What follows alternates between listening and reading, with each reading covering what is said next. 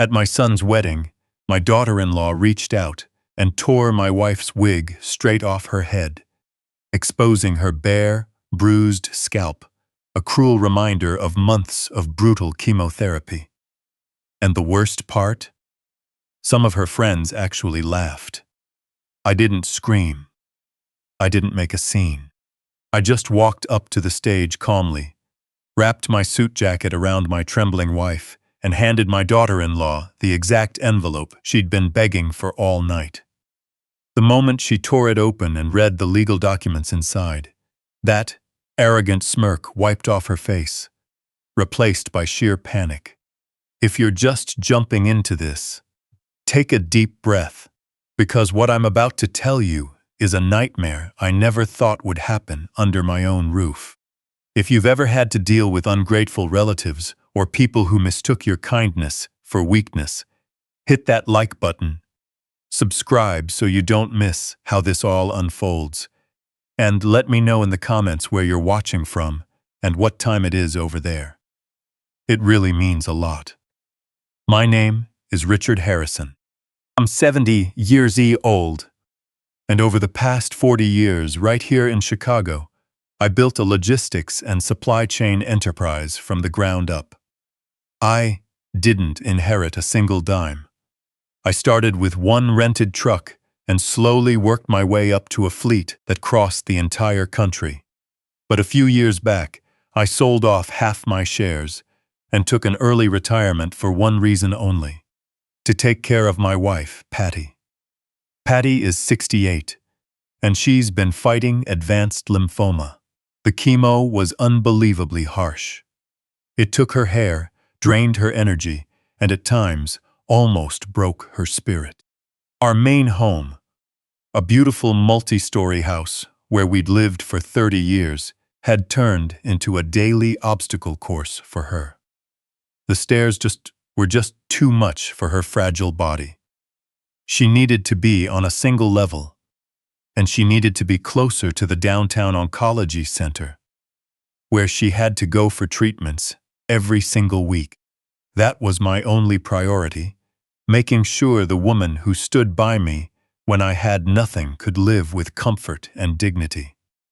About 6 months before that disaster of a wedding, I found the perfect place, a spacious, ground-floor condo just 10 minutes from Patty's hospital.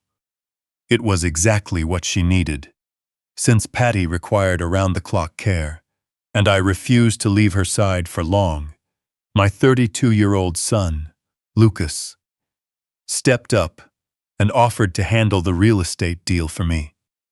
Lucas used to be my absolute pride and joy. I paid his way through college, I backed him up, and I trusted him completely. So, I wrote out a cashier's check for $150,000. That was the exact amount needed for the down payment and closing costs. I handed the check to my son, believing he was taking a heavy load off my shoulders. 3 days later, I wanted to double-check that the funds had been properly deposited into the real estate escrow account. I was hoping to surprise Patty with the keys that weekend. I drove down to our main bank branch in downtown Chicago. It was a crisp Tuesday morning. I walked up to the counter and greeted Mrs. Gable, the branch manager who'd been handling my corporate accounts for over 15 years. I asked her to pull up the cleared record for that cashier's check I'd handed to Lucas. I just wanted a simple paper trail for my files. Mrs. Gable typed away on her keyboard. Looking at her screen, she frowned slightly and adjusted her glasses. She told me the check had indeed cleared the previous afternoon. I felt a brief wave of relief, thinking the condo was finally ours. But then, she printed out a scan of the endorsed check and slid it across the counter to me. I looked down at the paper. You don't survive 40 years in the cutthroat logistics business by ignoring numbers or skimming the fine print. My mind was wired to track every penny, every route, and every ledger. The moment my eyes landed on the endorsement section on the back of that check, my blood ran dead cold. The payee wasn't a real estate title company. It wasn't an escrow account either. That $150,000 had been directly endorsed and deposited straight into the corporate account of a high-end luxury auto group in the Gold Coast district. I stood there in the quiet bank lobby, staring at the ink on that page. My brain was racing, desperately trying to find a logical explanation. Maybe the bank made a mistake. Maybe Lucas somehow mixed up the accounts. But numbers don't lie. The routing codes were right there. The money I had carefully set aside, the money meant to give my terminally ill wife, had just been funneled straight into an auto dealership. I didn't raise my voice. Mrs. Gable, I thanked Mrs. Gable, took the printout, folded it neatly, and placed it inside my jacket pocket. My hands were completely steady, but deep down, a quiet, terrifying storm was brewing. I walked out to my car, sat in the driver's seat for a long time, and gripped the steering wheel tight. I recalled a conversation from a week prior. Lucas had asked me to cover a specialized $5,000 medical bed for Patty. Just yesterday, he'd called me sounding extremely stressed, claiming the family trust was temporarily tied up in investments and that he couldn't process the payment for the bed right now. He told me money was tight. Yet here was a $150,000 check cleared at a luxury car dealership. I turned the key in the ignition. I didn't drive home. I headed straight for the upscale neighborhood where Lucas and his fiancée, Victoria, lived. Victoria was 29, a luxury real estate agent who always seemed to view our family as a networking ladder, rather than actual human beings. She was deeply materialistic, constantly going on about image, branding, and social status. I had always tried to overlook her flaws, because Lucas claimed he loved her, and I just wanted my son to be happy. But as I navigated through Chicago traffic, the pieces of a very dark puzzle were starting to lock into place. The drive took 30 minutes, but it felt like a century. Every mile brought a fresh wave of realization. I wasn't just a father going to check on his son anymore. I was an auditor walking right onto a crime scene. I pulled into their quiet, tree-lined street, filled with manicured lawns and expensive homes. As I approached their property, I slowed down and parked on the curb a few houses away, looking through my windshield at their wide paved driveway. What I saw, at that exact moment, completely shattered whatever remaining illusions I had left about my son and his future wife. There, gleaming in the morning sun, was a brand new, top-of-the-line Porsche Cayenne. The dealership's temporary plates were still attached to the deck. Standing right in front of it was Victoria. She was wearing designer sunglasses and athleisure wear, holding her phone up high. She was practically dancing around the vehicle, laughing, posing, and taking selfies from every possible angle, getting ready to post them on social media. I sat in my car watching this woman celebrate. She was taking pictures with a luxury car bought, with funds meant to save my dying wife from having to climb stairs. Money meant for Patty's comfort was now reflecting the sunlight off a German luxury SUV. Victoria was smiling, totally oblivious to the fact that I was watching her. She had no idea that the quiet, retired old man she had always looked down on was sitting just 100 feet away, holding the bank statement that exposed her greed. I stayed by my car door for a moment, taking in the scene. I watched Victoria lean against the hood of the Porsche, fixing her hair for another picture. The sheer nerve of it was suffocating. I had spent my entire life building security for my family. I used to work 18-hour days, skipped vacations, and sacrificed my youth so my son would never know the anxiety of an empty bank account. I had handed over that check with the pure, unconditional love of a father trying to protect his sick wife. And they had twisted that love, that vulnerability, into a status symbol parked on their driveway. Every click of her phone camera felt like a direct insult to everything Patty was going through. While my wife was too weak to walk to her own bedroom and had to sleep in a recliner, Victoria was busy curating an image of wealth and success on the internet. The contrast was so sharp, so sickening, that a cold, hard resolve settled deep in my chest. I wasn't just a grieving husband anymore. I was a man who had been robbed. I slammed my car door shut with a heavy thud and started walking down the driveway toward her. I didn't know what lie they were planning to tell me, but I knew one thing for sure.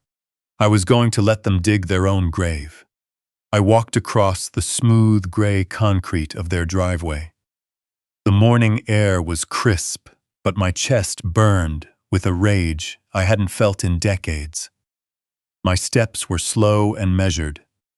Victoria was so wrapped up in finding the perfect angle for her photo that she didn't even notice me coming. She was leaning back on the polished hood of the Porsche, tilting her head and flashing a bright, hollow smile at her phone screen. Lucas was the first to spot me. He walked out from the 3-car garage, wiping his hands with a fresh white towel. He was wearing casual weekend clothes that probably cost more than my very first truck. A relaxed, arrogant smile was on his face, but the second his eyes locked onto mine, that smile vanished completely. His posture went stiff, and the towel in his hands stopped moving. I didn't rush. I didn't shout. In 40 years of running a logistics empire, dealing with corrupt suppliers and striking dock workers, I learned one universal truth. A quiet, calm presence is far more terrifying than a screaming man. I stopped just a few feet away from him. Victoria finally looked up, lowered her phone, and gave a slight look of annoyance that quickly shifted into forced surprise. I reached into my inside jacket pocket, pulled out the folded bank statement, and handed it to my son. I didn't say a word. I just waited. Lucas hesitated for a second before taking the paper. His eye scanned the black and white ink, the routing numbers, and the clear endorsement stamp from the luxury auto group. I watched the color drain completely from his face, his skin turning a pale, sickly gray. He swallowed hard, his throat moving up and down. Total, dead silence. "Dad," he started, his voice cracking slightly. "I can explain. This isn't what it looks like." I kept my hands comfortably in my pockets. "It looks like exactly what it is, Lucas. It looks like $150,000, meant to secure a safe, single-story home for your dying mother, was handed straight to a luxury car dealership instead. So, go ahead, explain it to me. Make it make sense." Lucas wiped sweat from his forehead, his mind working at light speed, to build a bridge over a burning canyon. He took a deep breath, and the panic in his eyes was suddenly replaced by a very serious, practiced, professional expression. A mask I'd seen him wear in corporate boardrooms. "The condo deal fell through, Dad," he said quickly, handing the paper back to me. During the final title search, the escrow company uncovered a massive hidden lien on the property left by the previous owner. It was a legal nightmare. If I'd left your money in that escrow account, it could have been frozen in litigation. For years, I had to withdraw the funds immediately to protect your cash. I stared at him. It was a clever lie. It used real estate terminology and played on my desire to protect assets, framing him as the hero of the story. But a property lien doesn't force a buyer to endorse a cashier's check over to a Porsche dealer. I waited for him to finish his story. I had the cash in hand. Lucas continued, his voice regaining confidence. And right at that moment, Victoria got the call. She landed the executive director position at the Sterling Agency downtown. Dad, they handle $10 million mansions. She's going to be pitching to VIP clients, athletes, and foreign investors. But in that world, image is everything. If she pulls up to a luxury estate in a used sedan, they won't even let her through the gate. She needed a car that says she's a closer. Taking her cue perfectly, Victoria stepped away from the Porsche and walked over to us. The Instagram model vanished in an instant, replaced by a devoted, hard-working daughter-in-law. Her eyes were wide with fake concern, and she quickly wiped away a non-existent tear from her cheek. "Richard," she said softly, using my first name with a trembling voice. "I am so sorry we didn't call you first. Everything happened so fast. I didn't want to use your money, but Lucas insisted it was an investment in our family's future." "An investment," I repeated, my voice flat. "Yes, Dad." Lucas cut in. "Her first commission check next month will be over $200,000. I was planning to return your full $150,000, plus 10% interest. Then we'd buy Mom an even better condo. One with a private garden, I promise you. We just needed to leverage the cash for 30 days to kickstart her new venture." Victoria reached out, gently touching my arm, her acrylic nails tapping against my jacket. She looked up at me with wide, pleading eyes. "I'm working so hard for this family, Richard. I swear to you. The only reason I'm going after these high-end clients is so I can pay for Patty's experimental treatments. I want to send her to that specialist clinic in Switzerland you were reading about. I love her, like my own mother. I'm doing all of this for her." She stepped forward and wrapped her arms around my shoulders in a tight hug.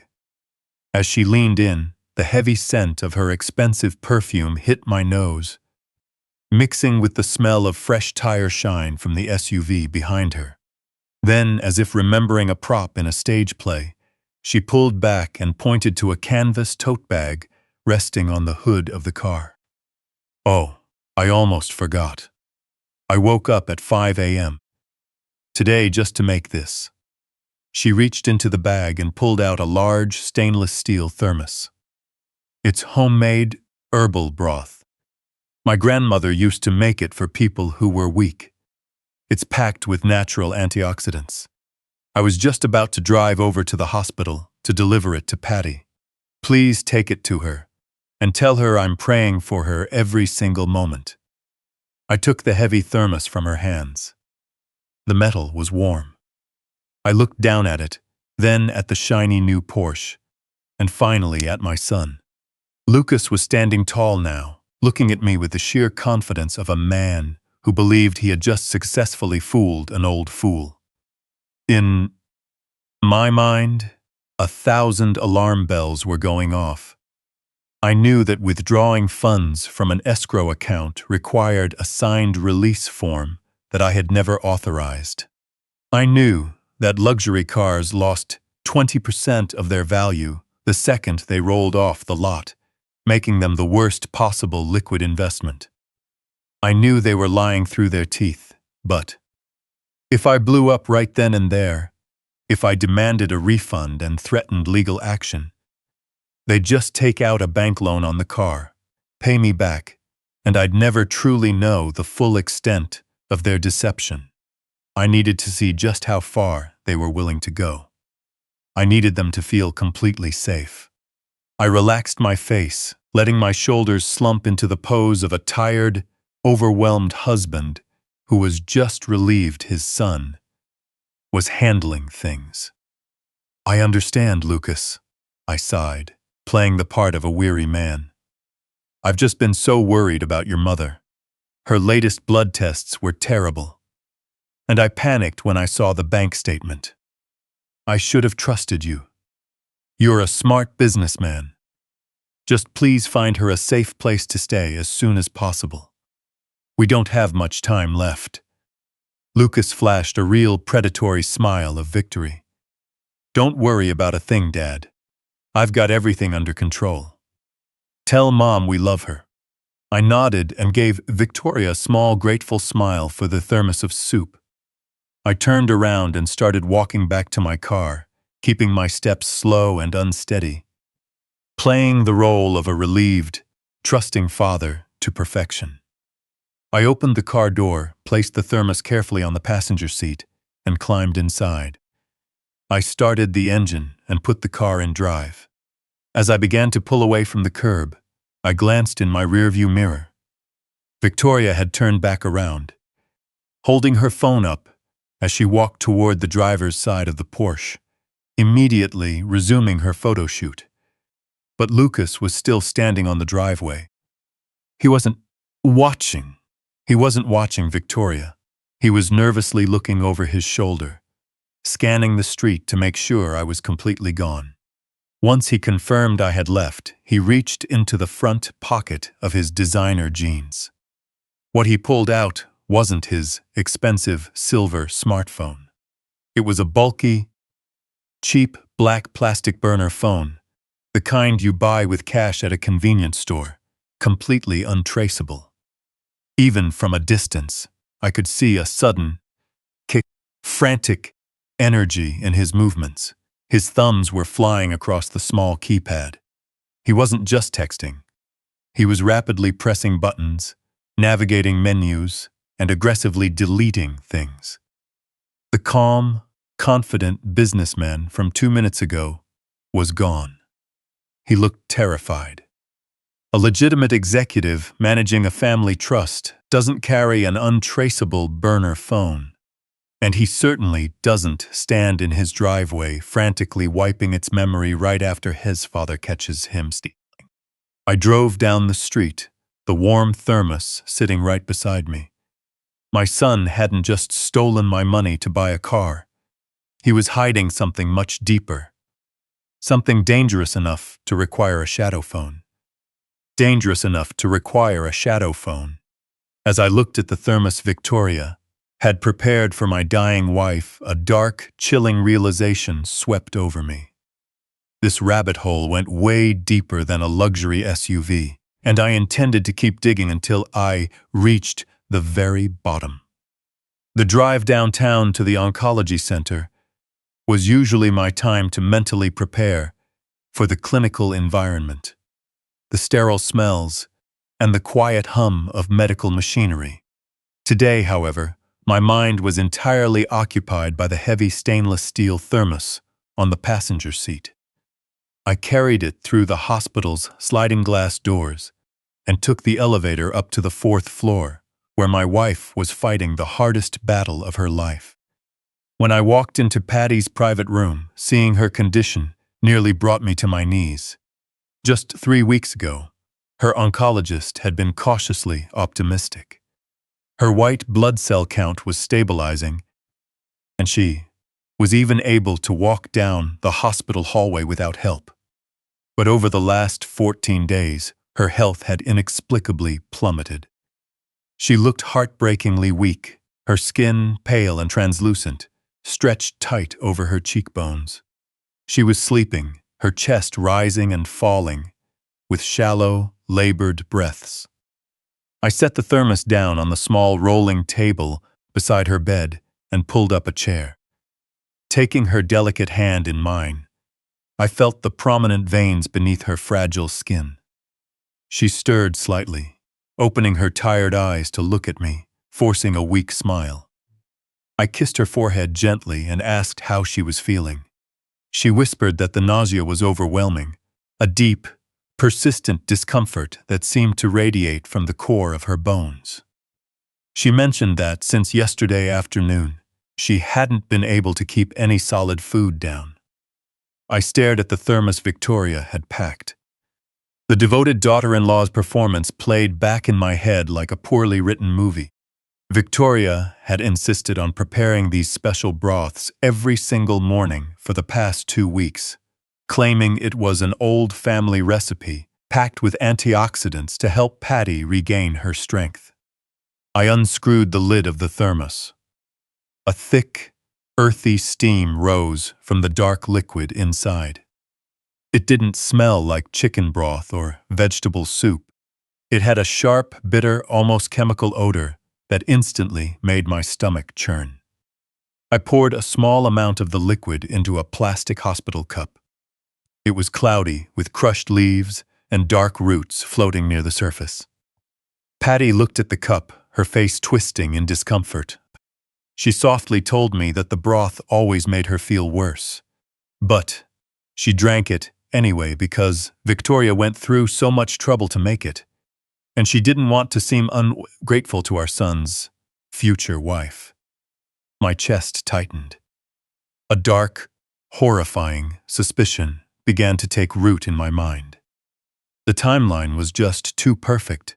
Patty's rapid, unexplained decline matched up exactly with the time Victoria started delivering these homemade meals every day. I immediately thought about the cleared check, the luxury car parked in their driveway, and the burner phone Lucas was frantically wiping clean.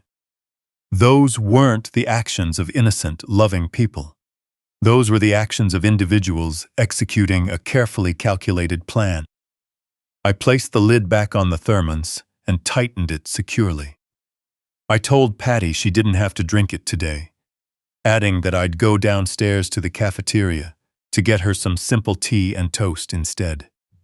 I watched her close her eyes with relief, her exhausted body sinking back into the hospital pillows. Grabbing the thermos, I walked out into the bustling hospital corridor. I didn't head for the cafeteria. I walked straight to the staff elevators and took them down to the research building. I needed to see Dr. Gregory Hayes. Gregory wasn't just the chief oncologist managing Patty's case. He was an old friend I had known for 20 years. I found him in his office reviewing patient files. He looked up, surprised to see me outside of Patty's scheduled consultation time. I set the thermos directly on his desk. Skipping the small talk, I told him I needed a huge favor, no questions asked, and completely off the official medical record. I asked him to run a quick toxicology screen or mass spectrometry test on the contents of the broth. Gregory frowned, looking at the thermos and then at my face. He asked if I had reason to suspect food poisoning or contamination. I told him I suspected something far worse than simple contamination, but before I tore my family apart, I needed hard scientific proof. Because Gregory knew my character and knew I wasn't prone to paranoia or irrational panic, he agreed. He picked up the thermos and walked into the pathology lab. I paced back and forth in the sterile hallway, every minute feeling like an eternity, filled with agonizing thoughts of my wife suffering in her hospital bed. I thought of Lucas, the son I raised to be an honest man, standing in his driveway, destroying evidence. I thought of Victoria smiling for the camera while holding money meant to save my wife. The anger inside me was transforming into something far more dangerous. It was turning into a cold, absolute focus. 45 minutes later, Gregory walked through the laboratory doors. Every bit of color had drained from his face. He didn't invite me back into his office. Instead, he pulled me into a quiet, secluded corner of the hallway, far from passing nurses and orderlies. He handed me a printed lab report, his hand trembling slightly. Looking straight into my eyes, he asked me who on earth was feeding this to Patty. I told him it was Victoria, my son's bride-to-be. Gregory lowered his voice to a dark, urgent whisper. He explained that the broth wasn't any ordinary vegetable soup. It contained a dangerously high dosage of a specific plant extract, St. John's wort. In rapid, terrifying detail, he laid out the science. St. John's wort acts as a powerful enzyme inducer in the liver. When taken in massive doses, it forces the liver to rapidly break down and flush out complex medications. It was completely neutralizing Patty's chemotherapy. Those life-saving drugs were being rendered totally useless before they could even reach the lymphoma cells. While causing her to vomit uncontrollably, it was actively allowing the cancer to spread unchecked. The hallway felt like it was tilting beneath my feet. The buzzing fluorescent lights overhead faded into a distant hum. This wasn't a tragic medical mistake. It wasn't some careless alternative medicine mishap. This was deliberate, calculated sabotage. Victoria knew exactly what she was brewing. She was intentionally undermining my wife's health to accelerate her decline. She wanted Patty gone before the wedding, removing the one emotional anchor holding my finances together. She wanted the inheritance, the trust, the money, and she was willing to do whatever it took to get it. I wasn't dealing with a greedy, spoiled kid anymore. I was facing a ruthless operative hiding behind a perfect smile. And now, I was going to bring her down. I would never let her win this twisted game.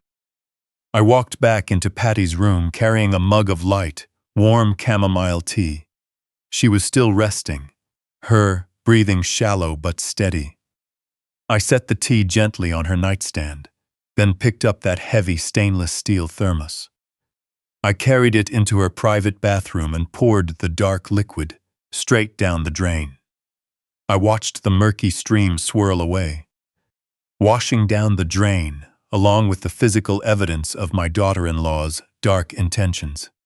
I rinsed the thermos thoroughly with scalding hot water until not a single trace was left behind. I could have screamed. I could have stormed out of that hospital, driven straight to Victoria's real estate agency, and confronted her right then and there. But anger is a luxury a man in my position simply couldn't afford. Anger makes you sloppy. Anger makes you predictable. And I needed to be completely unpredictable. Leaving the clean thermos on the counter, I walked over to the nurse's station and requested to speak directly with the facility administrator. I didn't tell them the full story because a formal investigation would alert Victoria Burswer before I was ready. Instead, I spoke a language every private hospital understands perfectly. I pulled out my checkbook. I hired 3 thoroughly vetted private duty nurses to guard my wife around the clock in 8-hour shifts. I issued a strict zero-tolerance policy. Under no circumstances was any outside food or drink allowed near Patty. On top of that, Victoria was completely barred from entering the room unless I was personally present. The hospital staff agreed immediately. My wife was finally safe. With Patty protected, I walked out of the hospital and returned to my car. Checking my gold wristwatch, I saw it was exactly 2:00 p.m. I knew Lucas and Victoria's schedule inside and out because Victoria had been complaining about it endlessly on social media. Right now, they were clear across town in the West Loop at a high-end catering company, spending 3 hours tasting truffle-infused appetizers and imported champagne for their lavish wedding reception. They were completely distracted and totally unreachable. I drove straight to their upscale neighborhood. The street was quiet, bathed in soft afternoon sunlight. I parked 2 blocks away to avoid attracting any attention from nosy neighbors, then walked down the sidewalk at a calm, steady pace. When I reached their front door, I reached into my pocket and pulled out the emergency spare key Lucas had given me months ago. He'd handed it over with a dramatic speech about how his house was my house. It had been nothing more than a hollow gesture back then, but today it was my greatest advantage. The lock turned with a smooth, quiet click. I stepped inside and shut the heavy oak door gently behind me. The house was spotless and dead silent, smelling faintly of an expensive vanilla diffuser. I didn't linger in the foyer or in the custom kitchen I had paid for. With purpose in every step, I walked down the hall and pushed open the double doors leading into my son's private home office. The room was practically a monument to unearned arrogance. A massive mahogany desk anchored the center of the space, surrounded by leather chairs and bookshelves lined with unread business titles. I walked behind the desk and began my search. I was looking for that cheap black plastic burner phone. I'd seen Lucas frantically wiping on the driveway. A man hiding a secondary phone isn't going to carry it to a high-profile wedding tasting with his demanding fiancée. He'd leave it somewhere safe, a place he assumed no one would ever look. I started with the obvious spots. Opening the desk drawers one by one, I sifted through neatly arranged files, designer pens, and blank letterheads. Nothing. I walked over to the bookshelves and reached behind the leather-bound volumes. Nothing there either. I checked the pockets of a spare suit jacket hanging in the closet. Still nothing. Time was ticking away, and my window of opportunity was slowly closing. Standing in the center of the room, I closed my eyes and put myself in my son's shoes. Where would a coward hide his most dangerous secret? I walked back over to the heavy mahogany desk, got down on my knees against the plush carpet, and slid under the center gap of the desk. Reaching upward, I ran my hands along the rough, unfinished underside of the main drawer. My fingers brushed against the wood and caught on something thick and synthetic. A strip of heavy-duty duct tape. My heart thumped heavily against my ribs. I peeled back the tape slowly, wincing at the sharp tearing sound that echoed in the quiet room. A small black rectangular object dropped right into my palm. It was the burner phone. Sliding out from under the desk, I stood up and held the device up to the light. It was cheap, lightweight, and completely devoid of any identifying marks. I pressed the power button on the side. The screen flickered to life with a dim glow, instantly demanding a 4-digit PIN code. I stared at the lock screen. I knew my son. Despite his newfound arrogance and sleek corporate facade, Lucas was fundamentally unimaginative. He relied on patterns. I tried his birth year. Incorrect. I tried Victoria's birth year. Incorrect. I tried the anniversary of the day they bought the house. Still incorrect. A small warning flashed on the screen, letting me know I had only 2 attempts left before the device locked permanently. I paused, picturing him as a young boy before greed took over. I remembered the golden retriever we bought him when he was 10. He loved that dog more than anything in the world and named him Buster. Looking at the keypad, I mapped out the letters for Buster. 2, 8, 7, and 8. I typed in 2878. The screen flickered, the lock icon vanished, and the home screen loaded up. My hands were rock steady as I navigated through the simple interface. No text messages, no contact names, no browsing history. Lucas really had wiped all the visible data clean, but cowards are often careless when they panic. He'd cleared the text threads, but he'd completely forgotten to check the deleted voicemail folder. I opened the app, navigated to the voicemail tab, and found a recently recovered audio file sitting quietly in the inbox, received just 2 days ago. I hit play and held the tiny speaker up to my ear. Victoria's voice filled the office.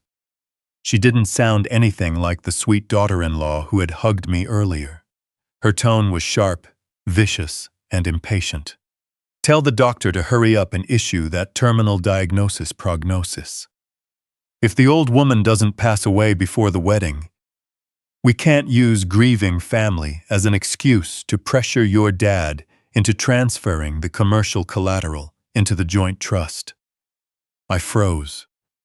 The voicemail ended with a sharp beep. The whole thing was a calculated deception, and now I had the cold, hard proof. Commercial collateral. Those two words echoed through the quiet office, ringing in my ears like a death knell. They hit me with physical force, knocking the wind right out of my lungs. I stood there, frozen, letting the weight of that recording sink in. She wasn't just plotting to inherit my wealth after my wife was gone. She was actively manipulating the timeline so she could seize control of my business assets before I even realized what was happening. I put the cheap plastic phone back, exactly where I found it, securing the heavy tape firmly against the underside of the mahogany desk, so it looked completely untouched. I smoothed down the carpet fibers where I'd been kneeling, erasing every single trace of my presence. Stepping out of the office, I walked quietly down the hall and slipped through the front door. The afternoon air was still warm, but a deep, bone-chilling cold settled inside me. I walked back to my car, got behind the wheel, and sat in heavy silence. Commercial collateral. Turning the ignition key, I gripped the leather steering wheel so hard my knuckles turned completely white. I didn't drive back to the hospital. Instead, I headed straight for the towering steel and glass skyscrapers of downtown Chicago. I needed to see Thomas Gallagher. Thomas was my corporate attorney, a sharp, brilliant legal mind who had protected my business interests for over 30 years. He wasn't one for emotional outbursts or family drama. He dealt in facts, contracts, and unyielding legal strategy. The drive took less than 40 minutes, but my mind raced through 1,000 scenarios.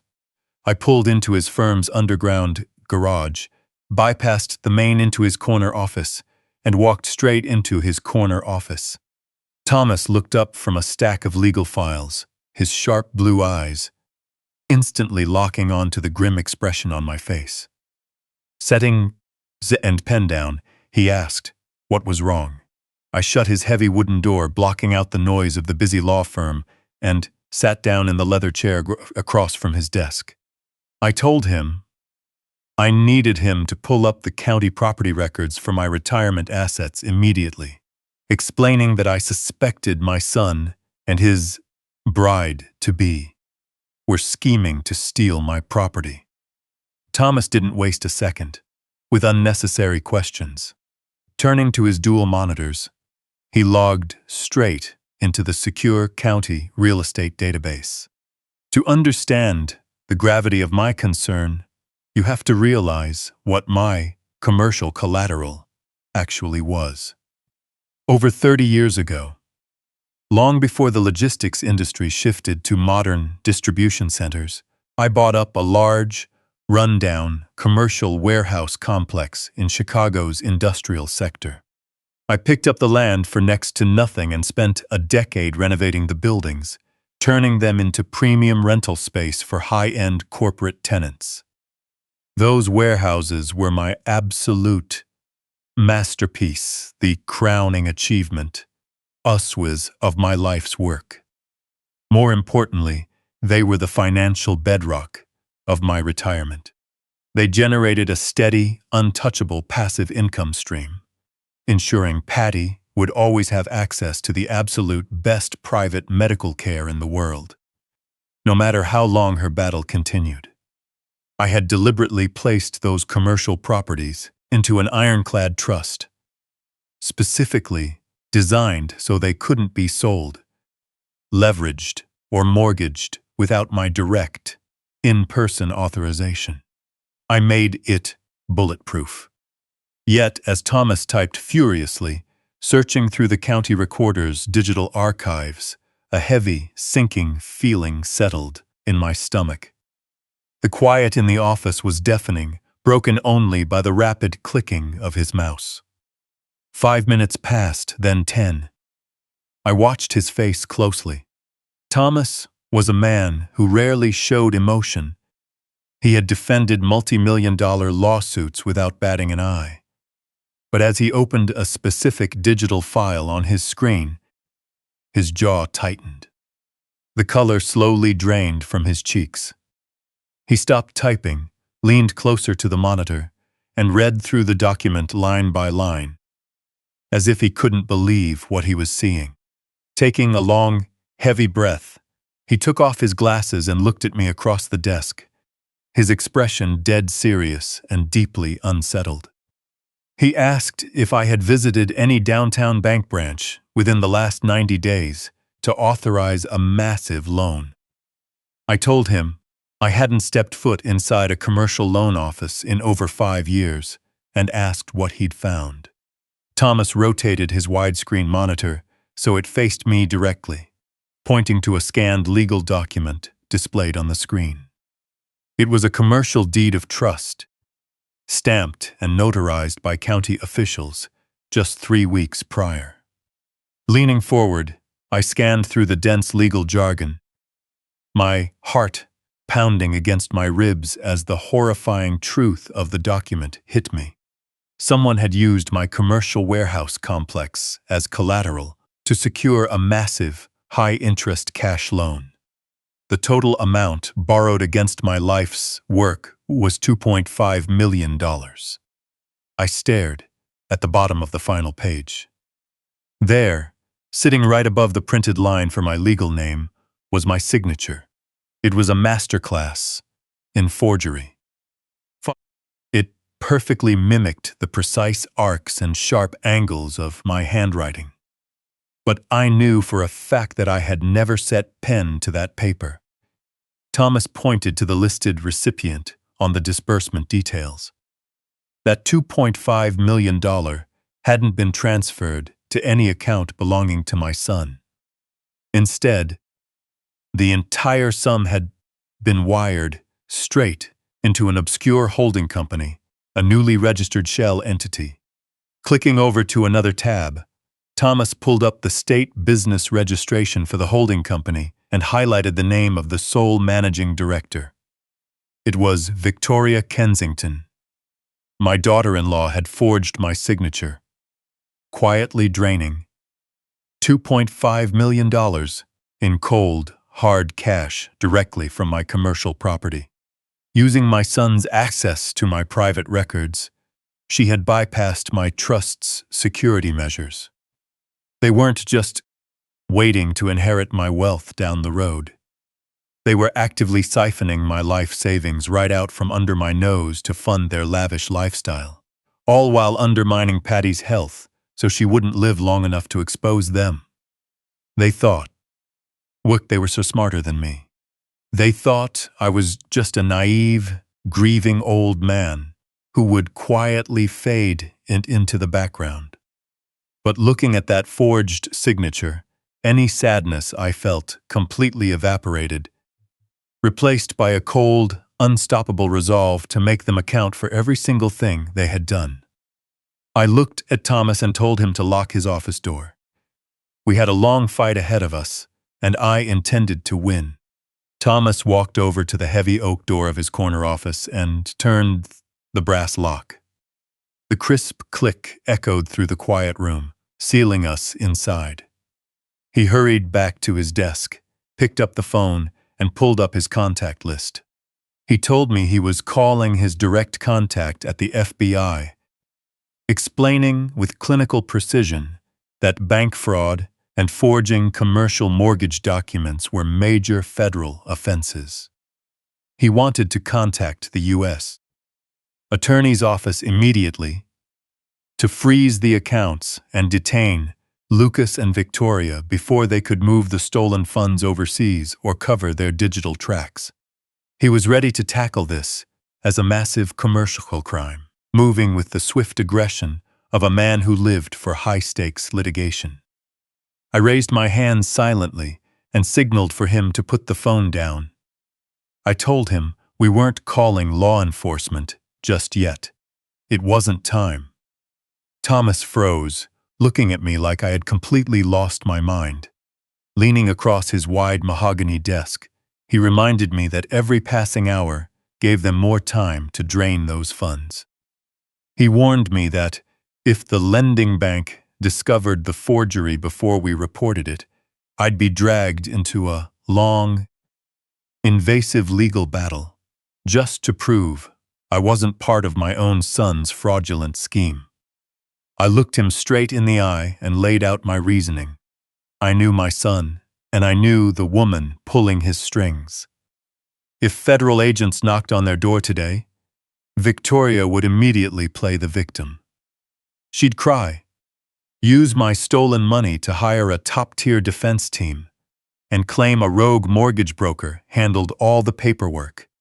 Lucas would likely claim we had a verbal agreement, twisting my offer to help buy a medical condo into a vague blanket authorization for this loan. They'd drag my sick wife through months of painful depositions and court hearings. They'd delay, obfuscate, and point fingers, maybe even trying to settle out of court, while preserving their reputation, freedom, and social status. I told Thomas I didn't want a messy, drawn-out legal fight. I wanted complete, indisputable checkmate. I wanted a trap so tight and inescapable that they wouldn't even realize the walls were closing in until it was far too late. Thomas slowly lowered the phone back onto its cradle. Leaning back in his high-backed leather chair, he studied my face with a mix of professional concern and deep understanding. He'd known me for 30 years, watched me build my logistics empire from nothing, and recognized the cold, flat tone in my voice, the exact tone I used whenever I systematically took down my biggest business rivals. Folding his hands, he asked me what I wanted to do. I told him I wanted to take absolute control of their financial fate. I asked how we could legally take command of their financial lifeline, bypassing the slow, grinding wheels of the justice system for the time being. Thomas was silent for a long moment, tapping an expensive silver pen against his legal pad, while his sharp, legal mind navigated through complex financial law. Then a slow smile touched his lips. Leaning forward, he asked how much liquid capital I had available outside my primary family trust.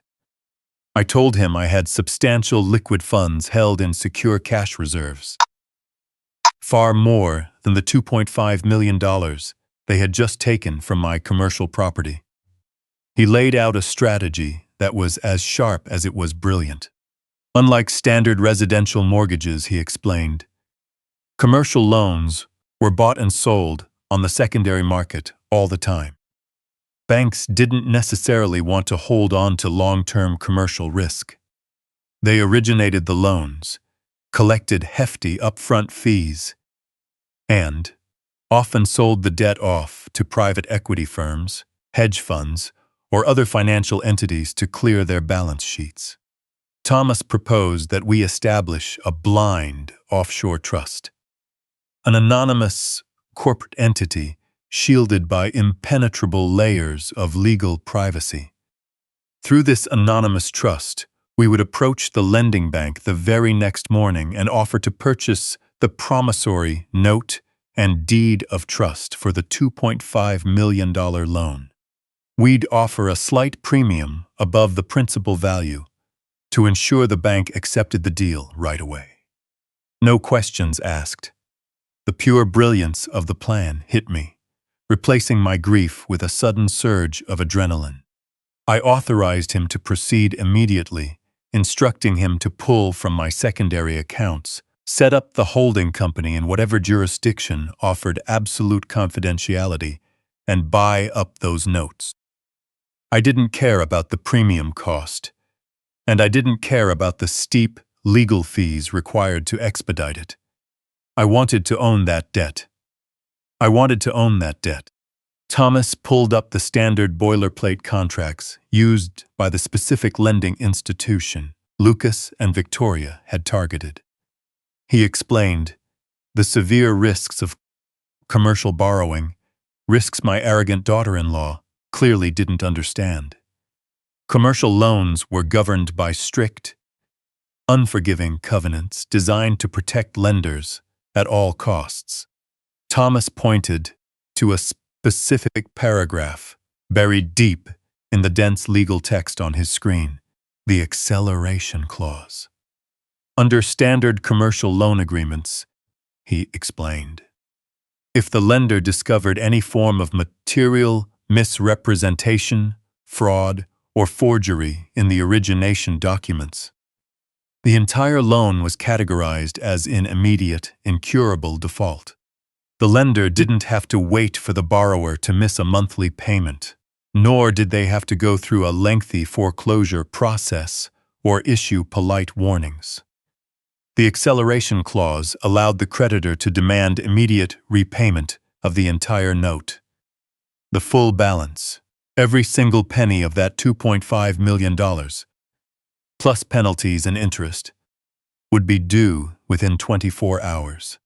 If the borrower couldn't produce the cash, the creditor held the absolute legal right to seize the collateral instantly, freeze connected assets, and submit the fraudulent documents straight to federal prosecutors for immediate action.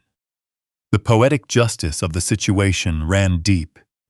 Lucas thought his expensive business degree made him invincible. Victoria believed her ruthless social climbing made her untouchable. They thought they had committed a flawless, untraceable crime, stealing from a massive, faceless banking institution that would take months or years to notice a forged signature deep in its archives. They assumed they were smoothly funding a luxurious future while undermining my wife's health and waiting for her to pass away. They had no idea that within 48 hours, the anonymous entity holding the power to bring their whole world crashing down would be me. I stood up from the leather guest chair and told Thomas to get the paperwork moving, working straight through until the offshore trust was officially set up and the debt was purchased in full. He nodded, his fingers already flying across his keyboard as he drafted the initial legal framework. I walked out of that towering glass skyscraper into the cool Chicago evening air. Looking up at the city lights, I felt a deep sense of clarity. By purchasing that loan, I had officially stepped into the shadows. I was now their sole creditor, the ultimate financial authority over their lives. They had tried to rob a bank, but instead, they had handed complete control over to the very man they tried to destroy. Before I triggered that acceleration clause and watched their whole foundation collapse, I fully intended to let them celebrate their supposed victory and climb to the absolute peak of their arrogance. I drove home slowly from Thomas Gallagher's office, feeling a strange, hollow sense of calm. The frantic panic from earlier was completely gone, replaced by the quiet, laser-sharp focus of a man setting an inescapable trap. The offshore trust was established, and I was now the silent holder of their fraudulent debt. Now, I needed to make absolute sure they felt completely invincible, convinced that their cruel plan was moving forward without a hitch. The most dangerous opponent is always the one who lets you believe he's surrendered. I dialed my son's phone. Lucas picked up quickly, his voice guarded, clearly expecting another angry confrontation over the luxury car. Instead of showing anger, I let my voice drop into a deep, trembling exhaustion, playing the role of a heartbroken, helpless husband. I apologized for the harsh words I'd said on the driveway, telling him that Patty's health was declining rapidly and the doctors were running out of options. I said the overwhelming stress of losing her had made me irrational. I asked if he and Victoria could come over for dinner that night, saying I wanted to make amends and focus on family while there was still time. Lucas let out a sigh of pure relief. He agreed, his tone immediately shifting back to that condescending, smug attitude of a son who believed he was completely in charge. I spent 2 hours preparing a simple meal, roasting a chicken and setting the dining room table. When the doorbell rang, I took a deep breath and let my shoulders slump. Opening the door, I found Lucas and Victoria standing on the porch. Victoria was wearing a white summer dress, holding a small bouquet of lilies. She stepped forward, wrapping her arms around my neck, murmuring hollow words of sympathy about how heavy my pain weighed on her heart. The scent of her floral perfume was suffocating, but I forced myself to awkwardly hug her back, playing the clueless father to a T. We walked into the dining room. As I served the food, I let my hands shake slightly to match the illusion that I was breaking down. Throughout the dinner, I kept the conversation centered on my wife's failing health, describing her sudden weakness, her inability to keep food down, and the terrifying feeling that the end was nearing. I watched them closely across the table. They put on a masterclass performance. Lucas nodded solemnly, staring down at his plate with fake grief. Victoria reached across the oak table, placing her hand over mine and squeezing my fingers, telling me we had to be strong, that Patty would want us to celebrate life, and that their upcoming wedding would bring a ray of light to this dark season. Listening to her deceitful words, I nodded and forced a weary smile. I pulled my hand back and reached into my cardigan pocket. I told them that thinking about their wedding made me realize how foolishly I had acted. I explained that in my intense grief, I had lost perspective. I told Lucas I understood why he bought the luxury car, that an executive in a high-profile new position like Victoria really did need to project success, and that I was wrong to question his financial judgment. I watched the tension melt away from my son's shoulders completely. The last lingering shadow of worry vanished from his face, replaced by a glowing, arrogant satisfaction. He even leaned back in his chair and took a smug sip of his red wine. I pulled a folded, crisp sheet of paper from my pocket and smoothed it out on the tabletop. It was a cashier's check drawn directly from my personal account, made payable to Victoria Kensington. The amount printed clearly on the front was $150,000. I slid the paper across the polished wood toward my future daughter-in-law. I told her I wanted to make up for the funds Lucas had used, offering it as an official wedding gift, a token of my absolute faith in the new life they were starting together. I insisted she use the money to cover the lavish catering, the imported flowers, and every single detail of her dream wedding. Looking at her with trusting eyes, I said, I just wanted to see my family happy before the darkness took my wife away. Victoria stared down at the bold black ink on the check. For a split second, her sweet, caring mask slipped completely. Her eyes widened with a raw, greedy hunger that made my stomach turn. The look of a predator, locking eyes on an exposed target. She quickly recovered, pressing her hand to her heart and letting out a soft, dramatic gasp of disbelief. Rising from her chair, she rushed around the table and threw her arms around me, thanking me endlessly, with a voice trembling in sickening, performative joy. Yatis. She swore that this generous gift would make their wedding the best day of their lives, and that she would protect our family name forever. Unwrapping her arms, she stepped back to the other side of the table and picked up the check with a gentle, possessive touch. She carefully folded the heavy paper and tucked it safely inside her designer handbag before sitting back down beside Lucas. My son flashed me a lazy, triumphant smile, telling me I had done the right thing and that everything was going to be perfect. I nodded, keeping my face completely blank, playing the part of a defeated, generous father to the very last second. As I stood up from the table to gather the empty dinner plates, turned my back to them, and walked slowly toward the kitchen archway.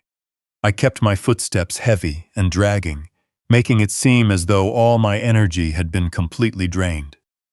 I was barely 5 feet away from them, partially hidden in the shadows of the hallway, when Victoria leaned to her left. Bringing her head close to my son's shoulder, she assumed I couldn't hear her, thinking I was far too consumed in my own grief to pay attention to the world around me. But the house was silent, and my hearing was perfectly fine. Her voice dropped to a sharp, venomous whisper, barely louder than a breath, yet every single syllable sliced through the silence with absolute clarity. Smirking, a look of greedy triumph twisted her face. I told you the old fool was too distracted to notice anything about the warehouses.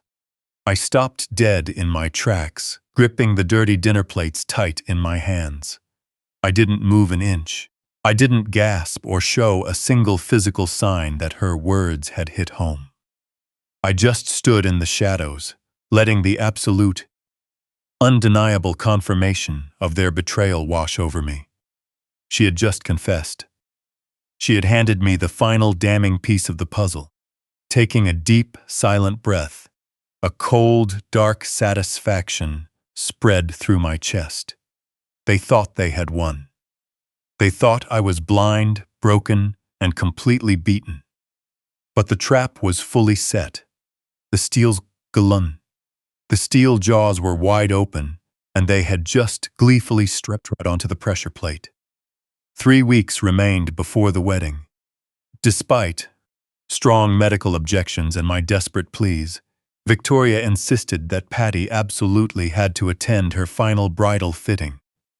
She spun it as a beautiful gesture, a way to honor her future mother-in-law, claiming Patty's presence would make the day complete. It was a lovely lie, perfectly crafted to make Victoria look like an angel in front of her friends. Patty, despite her overwhelming exhaustion and the persistent morning nausea, agreed to go. She wanted to keep the peace and see her son happy.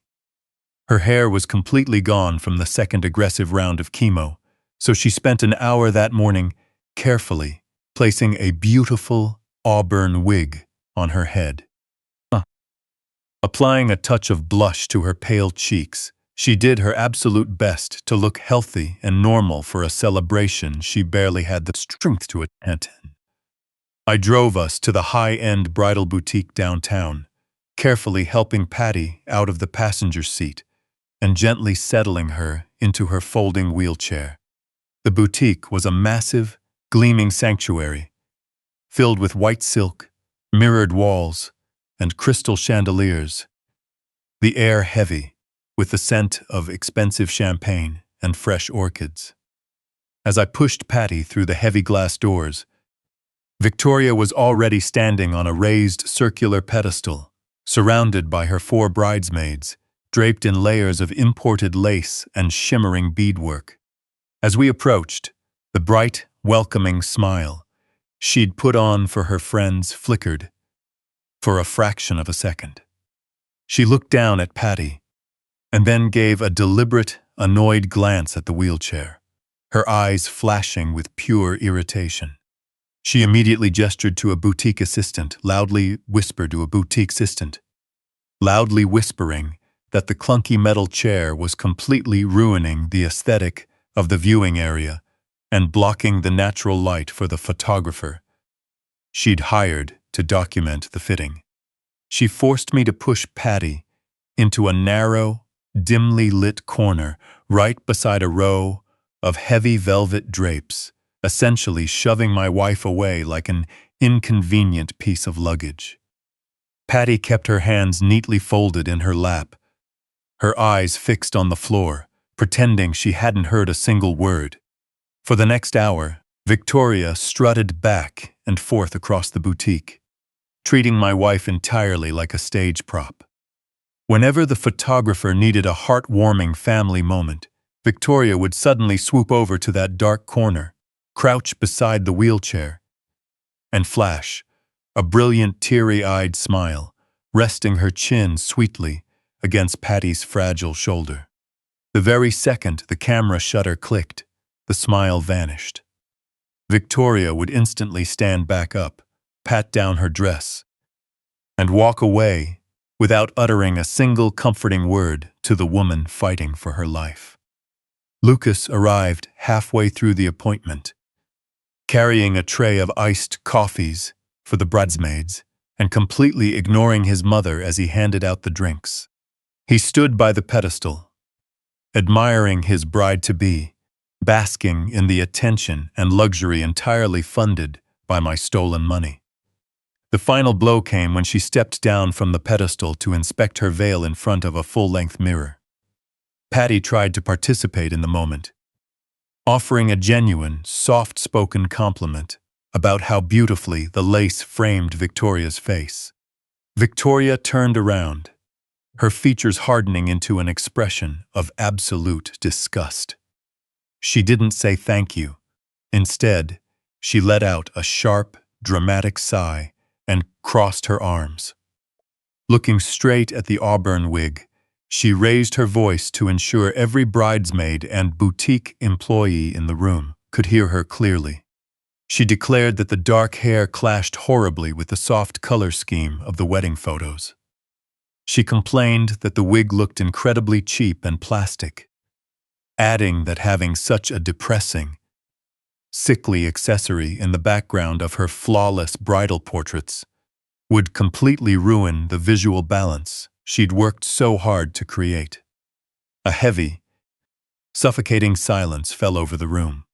The bridesmaids exchanged knowing glances, a few of them hiding small, cruel smirks behind their champagne glasses. Patty physically shrank back into her wheelchair. She reached out with her trembling, paper-thin hands and pulled the edges of her cardigan tighter around her chest, trying to make herself as small and invisible as possible. A single tear slipped from the corner of her eye, leaving a slow trail down her pale cheek. She didn't say a word to defend herself. She just lowered her head and accepted the brutal humiliation for the sake of her son's peace. I stood about 10 feet away, casually leaning against a display table. If this had been 2 weeks ago, I would have thrown that table across the room. I would have shattered those mirrors, grabbed my son by the collar, and screamed until my voice gave out. But today, I didn't lose my temper. I didn't move. I kept my face completely relaxed, putting on a blank, exhausted expression like a man far too old and tired to step in. My hand, however, wasn't idle. Inside my deep jacket pocket, my fingers tightly gripped my smartphone. The camera lens was aligned right through a small opening in the fabric, and the recorder was running. I was capturing every single second of that cruelty. I was documenting every vicious word, every smirk, and every single tear my wife shed. But the real revelation of that afternoon wasn't Victoria's narcissistic behavior. It was Lucas. I shifted my gaze away from my crying wife and looked directly at my son. Lucas had heard every single word his bride just said. He saw his mother shrink back in absolute shame. He saw the tears flowing down her fragile face. For a brief moment, I saw a flicker of discomfort cross his face. He knew it was wrong. He knew it was monstrously cruel. But instead of stepping forward to protect the woman who gave him life, the woman who had stayed up with him through childhood fevers and sacrificed her own dreams to build his future, Lucas simply turned his head. He looked away, staring blankly at a rack of silk gowns, choosing his stolen wealth and the comfort of his cruel bride over the dignity of his dying mother. He made a conscious, calculated choice to let her suffer. Right at that moment, standing in that bright, fragrant boutique, a profound and permanent shift occurred inside me. Whatever lingering doubts I held, whatever desperate, foolish hope I had that my son was merely a victim of manipulation, vanished completely. The invisible cord connecting a father to his child snapped cleanly. My paternal love died right there on that polished hardwood floor, replaced by a cold, impenetrable void. They were no longer family. They were parasites. And I was going to wipe them out completely and cleanly, leaving behind absolutely nothing. I was going to take everything they cherished, everything they thought they owned, and crush it into dust right before their eyes. They wanted a wedding, and I was going to give them a nightmare. Waiting was essential, but waiting didn't mean sitting around doing nothing. I gently pushed Patty's wheelchair out of the harsh lighting of the bridal boutique, carefully guiding her toward the exit. Victoria was so absorbed in admiring her own reflection that she didn't even notice us leave. Lucas didn't follow us out. He didn't offer to help get his mother into the car. He stayed behind, completely surrounded by the superficial world he had chosen over his own flesh and blood. I helped Patty into the passenger seat and carefully fastened her seatbelt. The drive home was quiet. She rested her head against the cool glass, with her eyes closed, completely exhausted by the afternoon's toll on her body.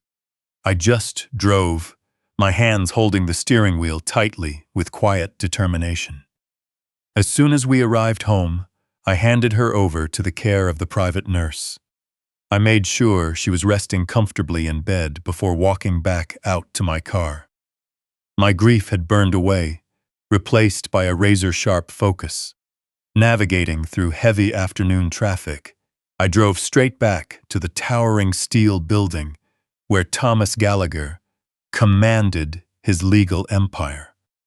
Bypassing the receptionist, I strode down the carpeted hallway with a single, unyielding purpose. When I pushed open the heavy oak door to his corner office, Thomas was already waiting for me. He stood by the window overlooking the sprawling Chicago skyline. As I walked in, he turned around, his sharp features illuminated by the sunlight. He pointed to the leather chair across from his desk. I sat down, the room thick with anticipation. Thomas didn't bother with small talk. He knew exactly why I was there. Walking over to his desk, he picked up a thick, meticulously categorized folder. Sitting down, he folded his hands over the cover, looking at me with intense professional satisfaction. He announced that the deal was officially closed. The blind offshore trust had been successfully established behind impenetrable layers of privacy. Through that anonymous entity, we aggressively approached the lending bank. Enticed by the premium acquisition offer we presented, the bank eagerly sold off the commercial debt to clear their risk ledger. Thomas slid the folder across the mahogany desk, telling me that I was now the sole, undisputed holder of the promissory note. The $2.5 million loan secured against my commercial warehouse complex belonged to me. I was no longer the victim of a fraudulent scheme. I was the shadow creditor, holding absolute financial power over my son and his bride-to-be. I placed my hand on the cool, leather folder, feeling the weight of the immense leverage I now held. I asked Thomas what he had uncovered in the paper trail. I needed to know precisely where that $2.5 million went. Thomas pulled a second document from his desk drawer, his jaw tightening with disgust and disbelief. He explained that forensic accountants had tracked the funds from the exact moment the bank released the cash. The money hadn't stayed in the initial shell company Victoria created. It was immediately moved through a complex network of secondary holding companies designed to obscure the final destination. But Thomas and his team relentlessly pierced through the corporate veil. He handed me a high-resolution photograph printed on glossy paper. It showed a massive, ultra-modern luxury estate, nestled on a pristine, snow-covered mountainside. Thomas explained that Victoria and Lucas had used the stolen funds to purchase this unlisted, exclusive property in Aspen. The entire transaction was executed in cash through the final layer of Victoria's shell game. They had bought a spectacular winter retreat, fully furnished with imported Italian leather and custom art, all while active complaining about the cost of my wife's medical care. They planned to spend their winter sipping champagne in a multi-million-dollar ski chalet funded entirely by my forged signature and impending grief. The level of their greed was breathtaking. Not only had they stolen my money, but they had arrogantly assumed I would be so completely broken by Patty's death that I wouldn't even notice the missing collateral. Thomas leaned forward, his voice dropping to a low, serious tone. He told me we now possessed everything required to wipe them out completely. With cold, surgical precision, he outlined the legal mechanics.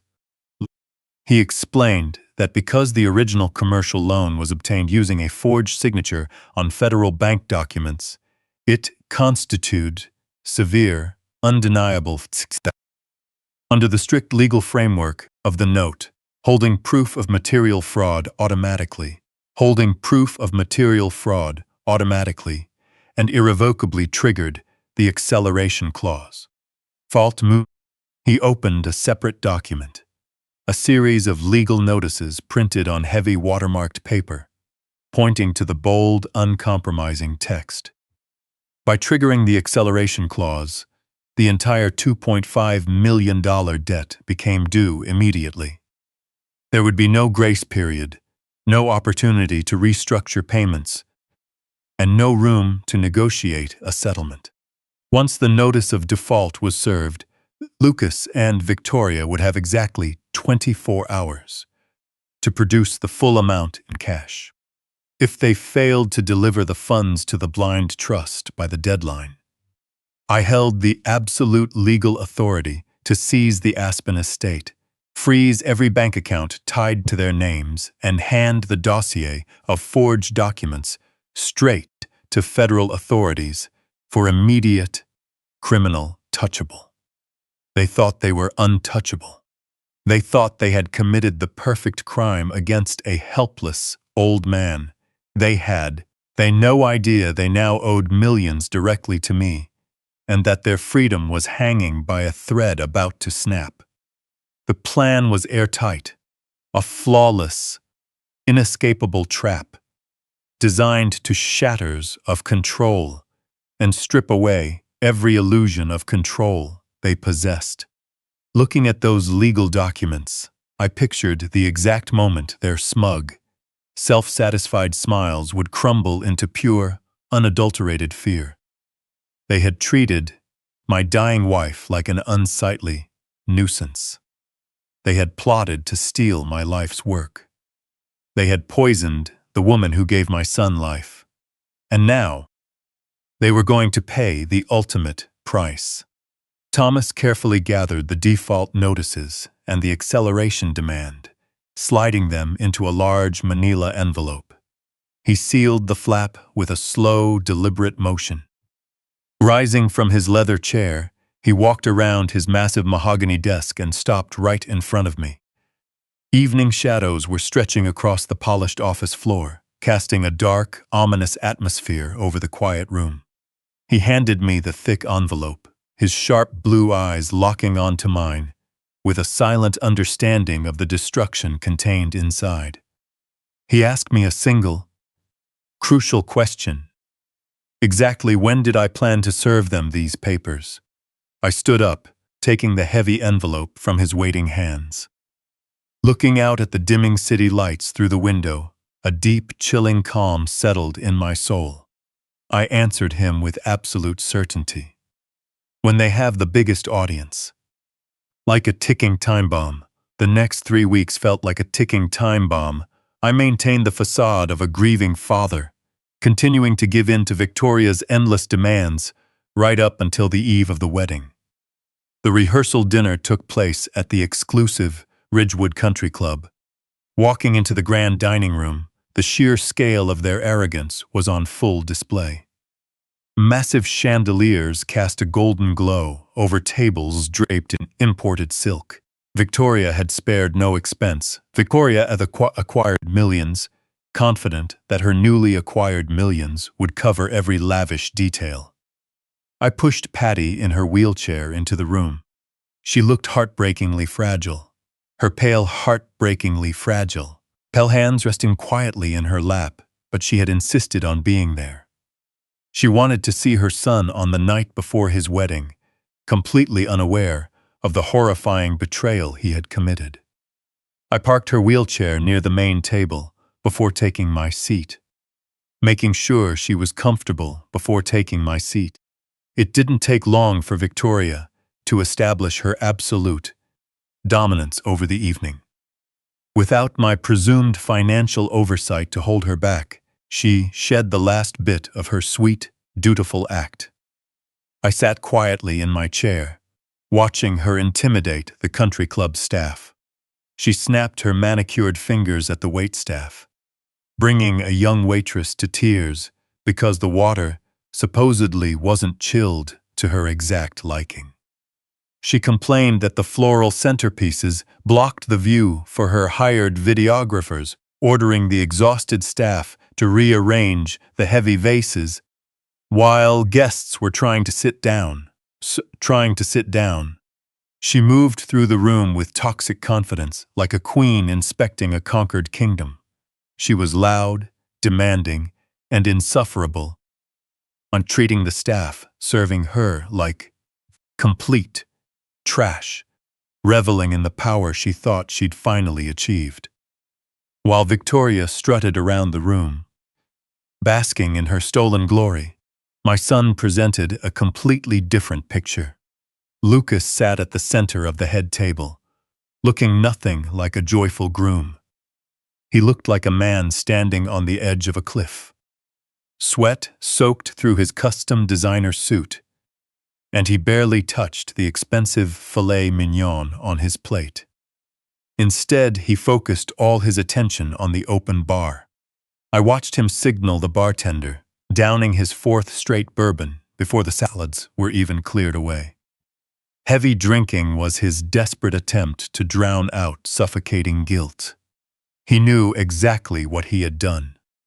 He knew that fraudulently obtaining that $2.5 million commercial loan was a serious federal crime. He knew he had betrayed his father and poisoned his dying mother. Every time I looked in his direction, he'd turn his head immediately, staring intently at his polished dress shoes. He was a coward, paralyzed by the sheer scale of his own wrongdoing, completely terrified to make eye contact with me.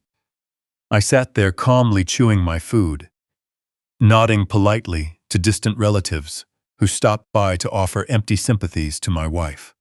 As the dinner service drew to a close, the sharp sound of silver spoons tapping against crystal champagne glasses cut through the ambient room noise. Victoria stood at the head of the table, her face flushed with alcohol and victory. The room grew quiet, turning its attention to the glowing bride. She smiled, holding her glass up high. She thanked everyone for coming, delivering a rehearsed speech about love, destiny, and the beautiful journey she and Lucas were about to begin. But then her tone shifted.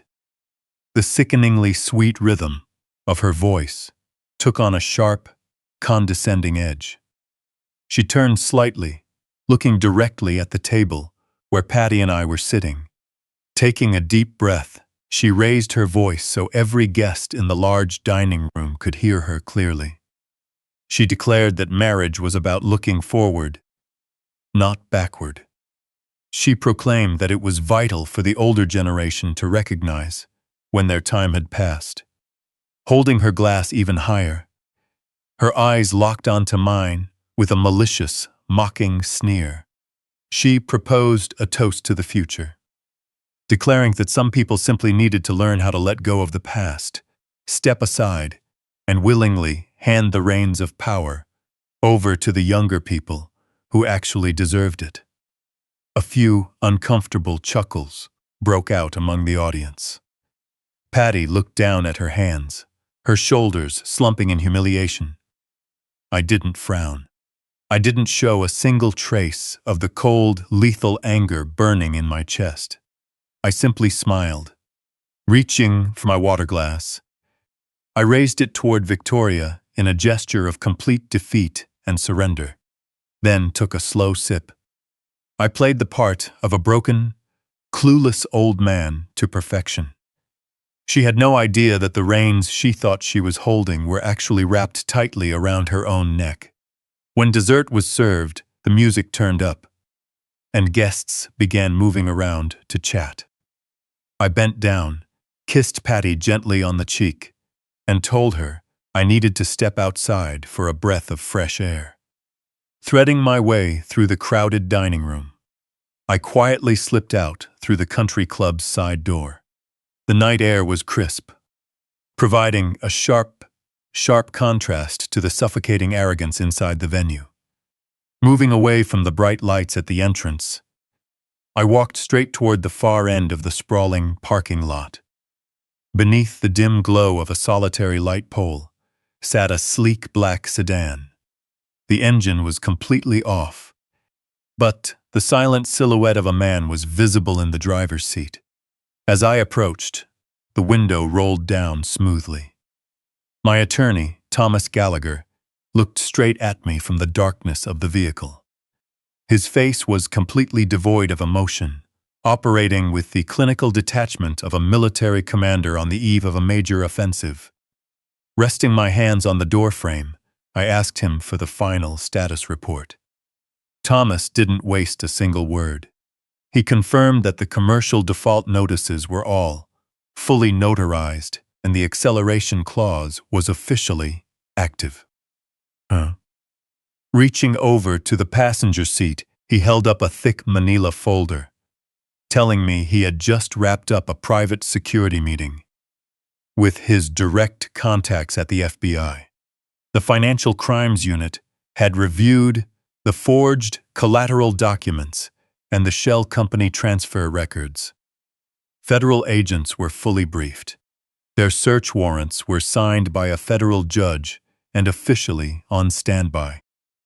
Thomas looked me dead in the eye, his voice low and firm, cutting through the distant music from the country club. He stated that federal authorities were simply waiting for my signal tomorrow afternoon. Everything was in place. The trap was locked shut. I stood in the quiet shadows of the parking lot, looking back at the glowing windows of the grand dining room, where my son and his bride were celebrating their stolen wealth. Tomorrow, they would walk down the aisle, expecting a lifetime of luxury. Instead, they would be walking straight into a federal prison. On the morning of the wedding, the sky was completely cloudless, casting a deceptively bright light over the sprawling green lawns of the elite Chicago Country Club.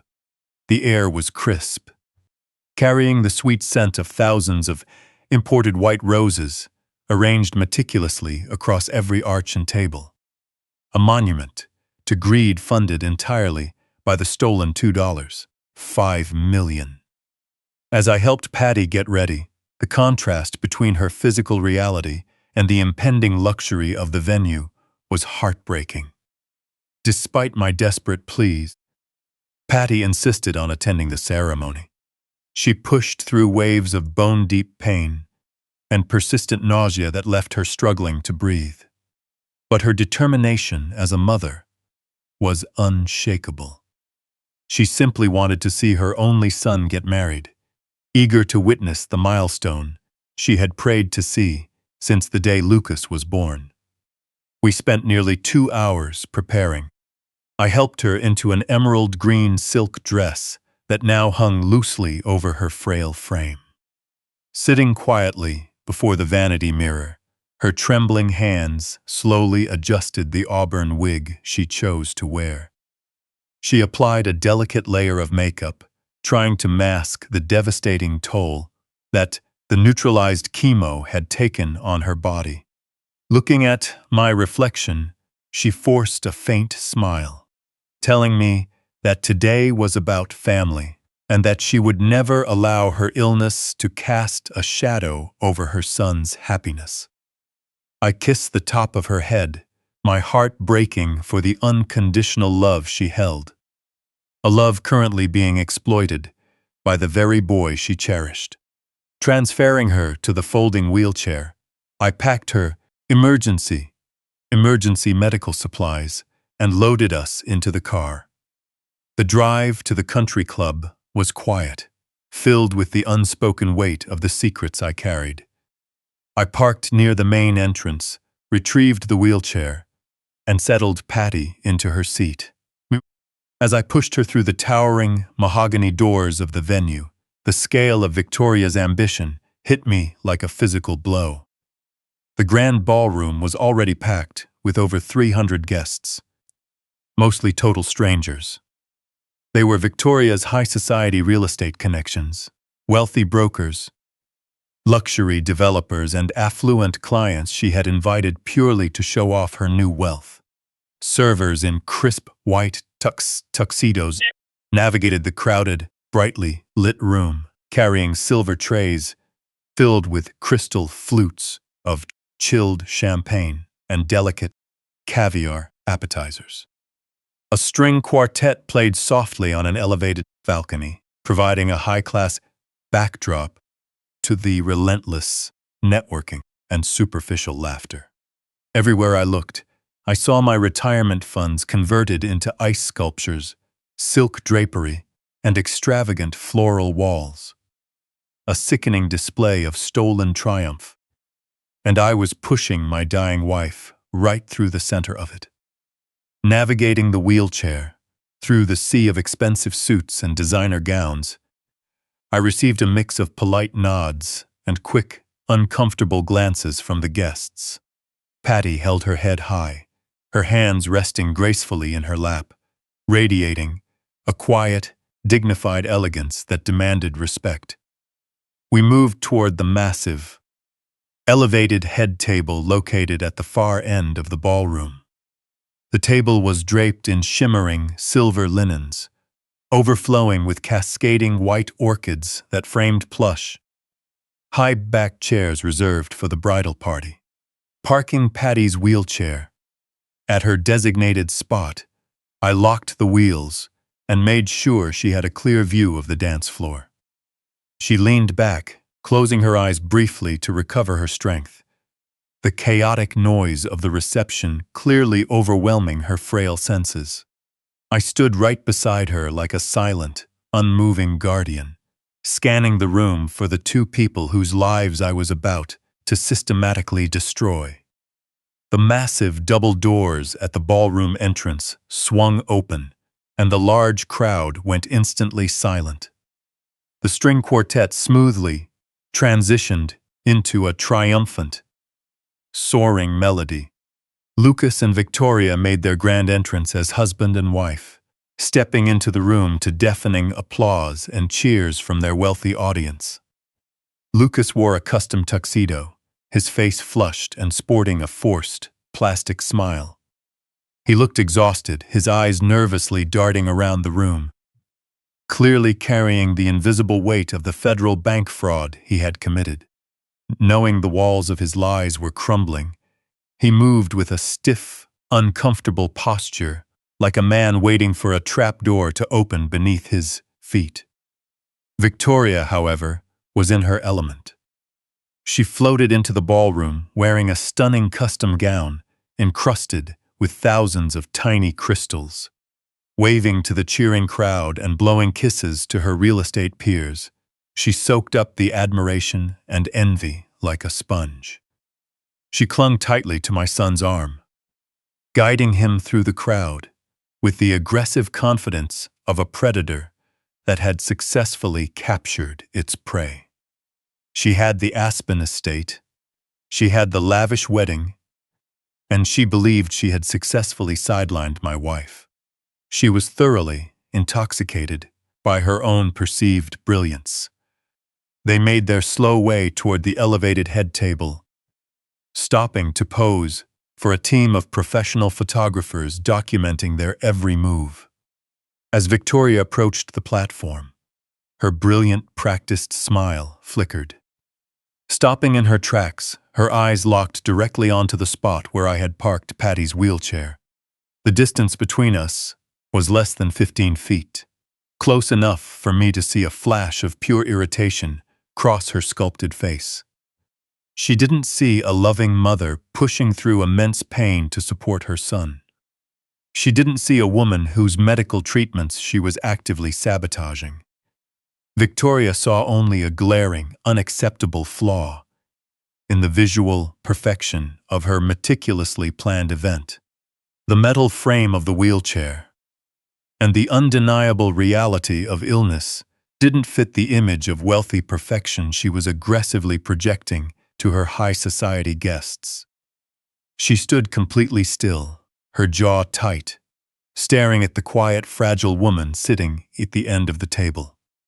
One of her bridesmaids, a tall woman in a pale pink silk dress, approached the bride, noticing the sudden pause. Victoria tilted her head slightly toward the bridesmaid, never taking her cold, resentful gaze off my wife. The loud music and cheering crowd muffled the conversation, making it unheard by the rest of the room. But I had positioned myself perfectly. I watched her lips move, and I heard the sharp, venomous whisper cut through the surrounding noise with absolute clarity. She let out a sharp sigh of deep irritation, gripping her floral bouquet so tightly. Her knuckles turned white, and muttered that the old woman's depressing, sickly presence was completely ruining the beauty of the wedding photos. I stood silently beside my innocent wife, my heart turning to solid ice. I placed my hand gently on Patty's trembling shoulder, offering the comfort she desperately needed, while my eyes remained fixed on Victoria. The trap was fully armed. The complete destruction of their stolen paradise was now inevitable. The luxurious dinner service dragged on forever, feeling like an entire century. Course after imported course was set before us on gold-rimmed porcelain, glittering under the harsh cut-front light of the crystal chandeliers. I sat right beside my wife in complete silence, observing the lavish circus unfold with forensic detachment. The champagne flowed endlessly, poured by servers who drifted around the high society guests like anxious ghosts. Every clink of crystal, every burst of superficial networking laughter served as a grating reminder that stolen millions were funding this absurd farce. Lucas was completely slouched in the middle of the head table, abandoning his food entirely. He systematically drank his way through glass after glass of neat bourbon. The heavy liquor did nothing to calm his wild, terrified eyes. He looked like a man waiting for an invisible executioner, never once looking in our direction. He didn't check to see if his dying mother was comfortable. He just stared down at the expensive silk tablecloth, drowning his deep cowardice in top-shelf alcohol. Victoria, on the other hand, was thriving. She moved through the grand ballroom with an intoxicating, manic energy, behaving like someone convinced she had successfully conquered the world. The alcohol stripped away whatever faint illusion of basic human decency she had left. Laughing far too loudly, resting her hands on the shoulders of wealthy real estate developers, she demanded constant, unyielding attention from everyone in the room. She was practically vibrating from the toxic combination of expensive champagne and uncontrolled narcissism. When she finally returned to the head table, she didn't sit down. She paced behind her chair, her custom beaded gown rustling like a nest of vipers. I watched the aggressive flush of alcohol spread across her chest and neck as she repeatedly shot sharp, resentful glances toward my wife. Patty had barely touched the meal set before her. Patty had fwon the meal set before. The heavy floral perfume and overwhelming noise were taking a brutal toll on her fragile system. She sat quietly, hands neatly folded in her lap, her breathing shallow as she did everything possible to remain invisible so her son could enjoy his perfect day. She was completely unaware of the malicious, predatory gaze of the woman standing just a few feet away. The sharp clinking of silverware against a crystal glass signaled the start of the evening speeches. The string quartet slowly quieted down, and the low chatter of 300 guests faded as the spotlight shifted to the center of the room. According to the elegant gold-embossed program placed at every table, Lucas was supposed to speak first. But Victoria wasn't about to allow that. Before my son could even attempt a stand, she snatched the silver microphone straight out of the MC's hand. She tapped the heavy metal mesh twice, the sharp feedback cutting through the quiet room. Standing at the absolute edge of the raised platform, she looked down at the sea of faces with a wide, dangerous smile.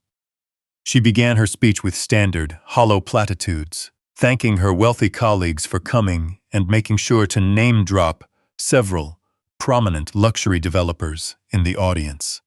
She spoke of her flawless vision for the future, detailing the massive construction projects she planned to spearhead, now that she was a married woman with access to substantial new capital. For the first 5 minutes of her speech, she talked exclusively about herself, her ambition, and her exquisite taste. She didn't mention my son's name a single time. Lucas just sat there, staring into the bottom of his empty bourbon glass, a pathetic prop in her grand performance. Then the tone of her voice shifted dramatically. The practiced corporate sweetness completely evaporated, replaced by a slurred, aggressive edge. She took a slow, deliberate sip from her champagne glass and let out a sharp, echoing laugh. She told the crowded room that weddings were historically all about pretense. She declared that for too long, society forced people to hide behind polite smiles and manufactured perfection. Gripping the microphone until her knuckles turned white, she announced that she was utterly done pretending. She claimed that this new chapter of her life, funded by her own hard work and brilliant investments, would be defined by raw, unfiltered authenticity. Guests shifted uncomfortably in their seats. Wealthy brokers exchanged confused, concerned glances, unsure if this was a planned bit of entertainment or the beginning of a public breakdown. Victoria ignored the shift in the room's energy. She began pacing back and forth across the front of the platform, her voice rising in pitch and volume. She declared that her new family was going to stop hiding their ugly realities behind closed doors. She stated that weakness and vulnerability were pathetic anchors that dragged down successful people, preaching that the strong, the beautiful, and the capable had a moral obligation to prune the dead weight from their lives. Her words landed like sharp daggers, disguised as a grotesque motivational monologue.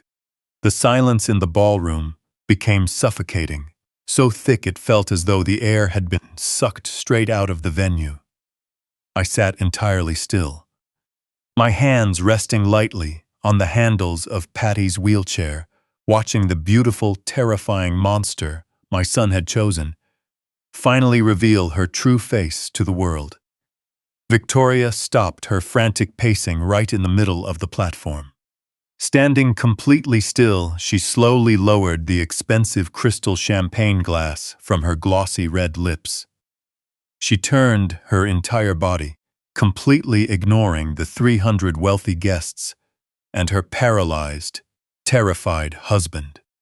Her cold, predatory eyes locked directly onto my fragile wife.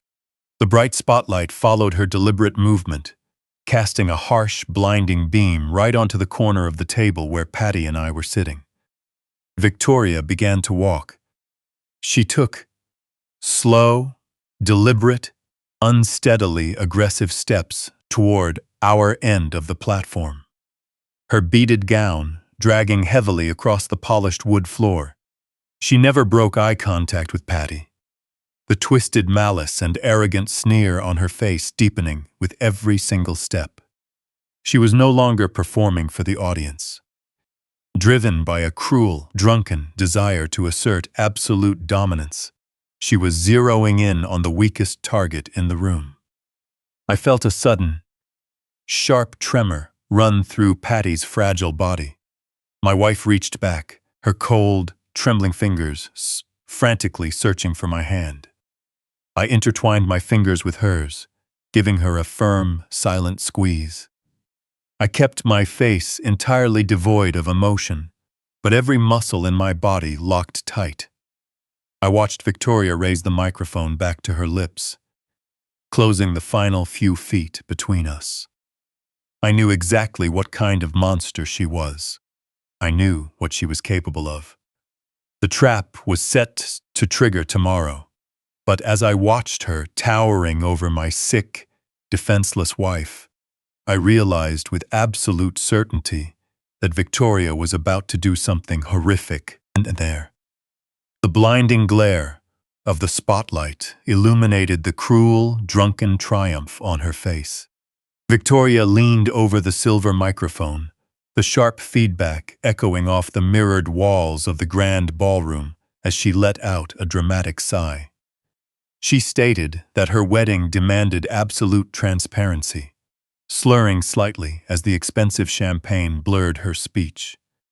She declared that for far too long, people in this family had been hiding behind fake exteriors. She claimed that weakness was a choice, a manipulative performance, designed to steal attention away from those who actually deserved the spotlight. Her dark eyes, completely devoid of human empathy, fixed tightly on my wife's terrified face. Patty shrank back into the leather cushion of her wheelchair, her breathing shallow and irregular.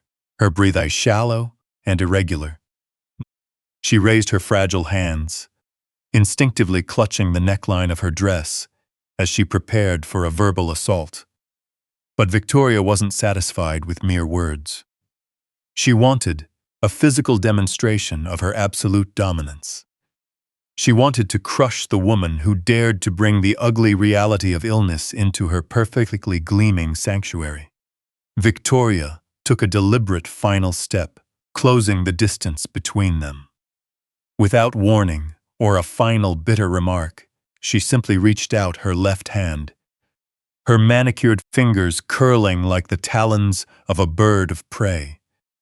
With a swift, violent motion, she grabbed a huge handful of Patty's auburn wig. As Victoria yanked her arm backward, my wife let out a sharp, breathless gasp of pure terror. The sudden force jerked Patty's head violently against the wheelchair, ripping away the hairpins placed to hold the synthetic hair onto her tender scalp. The wig came off completely, dangling in Victoria's fist like a hunting trophy. The sheer, unadulterated cruelty of the act froze the air in the room. Victoria held the wig aloft for a split second, a triumphant, wild sneer twisting her features, before carelessly tossing it over her shoulder. It landed on the pristine white tablecloth, a dark, lifeless heap among the imported orchids and crystal champagne flutes. The bright, unforgiving light of the chandeliers hit my wife directly. Patty was completely exposed. Her bare scalp, pale and marked by the chemical toll of intensive chemotherapy, was laid bare before 300 wealthy strangers. She looked impossibly small, stripped of the last desperate layer of dignity she had tried so hard to maintain. A stifled, anguished sob burst from her throat, a sound of deep humiliation and heartbreak that will haunt my nightmares until the day I die. She raised her trembling, frail hands to cover her face, trying to hide her shame from the hundreds of eyes suddenly fixed on her. Her thin shoulders shook violently as her small frame collapsed inward, crushed by the immense weight of such public degradation. She had endured months of exhausting medical procedures, faced the terrifying prospect of her own mortality, and pushed through agonizing pain just to witness her son's happiness. And this was her reward. This public execution of her self-respect was the gift her future daughter-in-law chose to bestow upon her. For 5 agonizing seconds, the grand ballroom fell into a dead, suffocating silence. Wealthy real estate brokers, luxury developers, and high society elites sat completely frozen, their champagne glasses suspended in midair. The sheer shock of the assault held the entire room hostage. Then, the silence was shattered by a sound far worse than the initial gasp. From the corner of the head table, a soft, cruel, drunken giggle broke out. Victoria's bridesmaids, draped in their pale pink silk dresses, covered their mouths and exchanged amused, condescending glances as they looked at my crying wife. Their laughter was a sickening stamp of approval for the atrocity that had just occurred. I slowly turned my head, moving my gaze away from the laughing women and looking straight at my son. Lucas was standing less than 10 feet away. He had watched his bride physically assault his dying mother. He had seen the bare, scarred scalp of the woman who raised him. He had heard the heartbreaking sobs echoing through the quiet room. He had every opportunity to step forward, to be a man, and to protect his mother from the cruelty he had brought into her life. Instead, Lucas took a visible, deliberate step backward.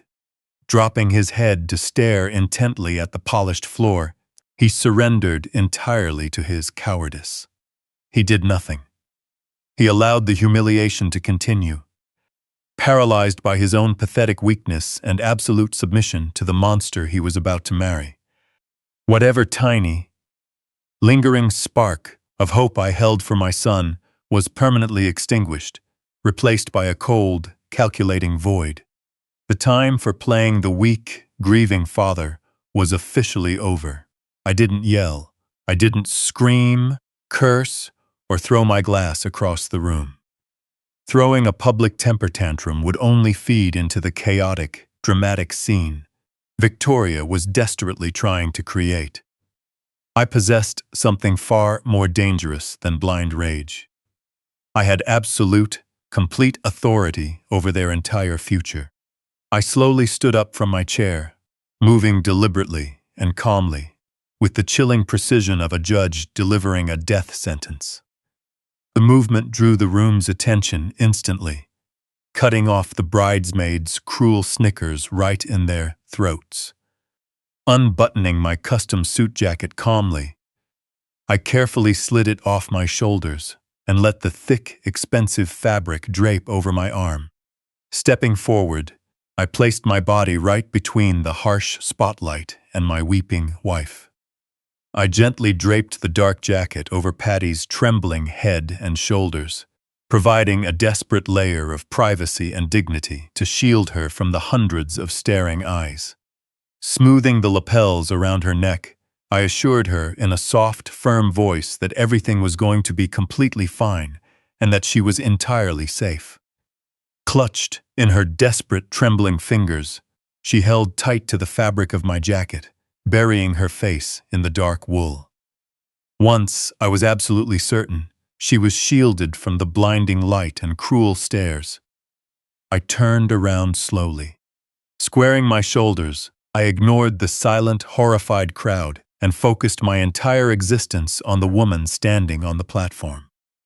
Looking straight into Victoria's eyes, I watched the arrogant, drunken triumph on her face curdle into sudden, deep confusion. She had expected me to break. She had expected me to weep or scream, playing the part of the defeated, helpless victim. She had no idea she was staring into the eyes of a man who possessed the legal authority to seize her estate, freeze her assets, and summon federal authorities to put her in a cage. The trap was set, the FBI agents were briefed, and the final moments of her stolen paradise had officially begun. I just stood there staring at her in absolute silence, preparing to unleash a hell she couldn't possibly comprehend. Gently pulling my hand back from my wife's trembling fingers, I gave her shoulder a reassuring squeeze before moving. Thus, the grand ballroom remained frozen in suffocating silence, broken only by the occasional gasp of a guest finally realizing the severity of the assault. Leaving the head table, I began taking slow, deliberate steps up the side of the platform toward the center. My footsteps echoed softly against the polished hardwood floor, steady and completely unhurried.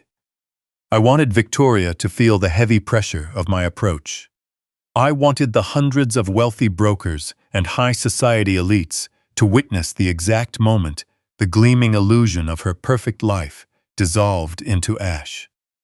As I closed the distance, Victoria's initial confusion shifted back into her toxic, arrogant confidence.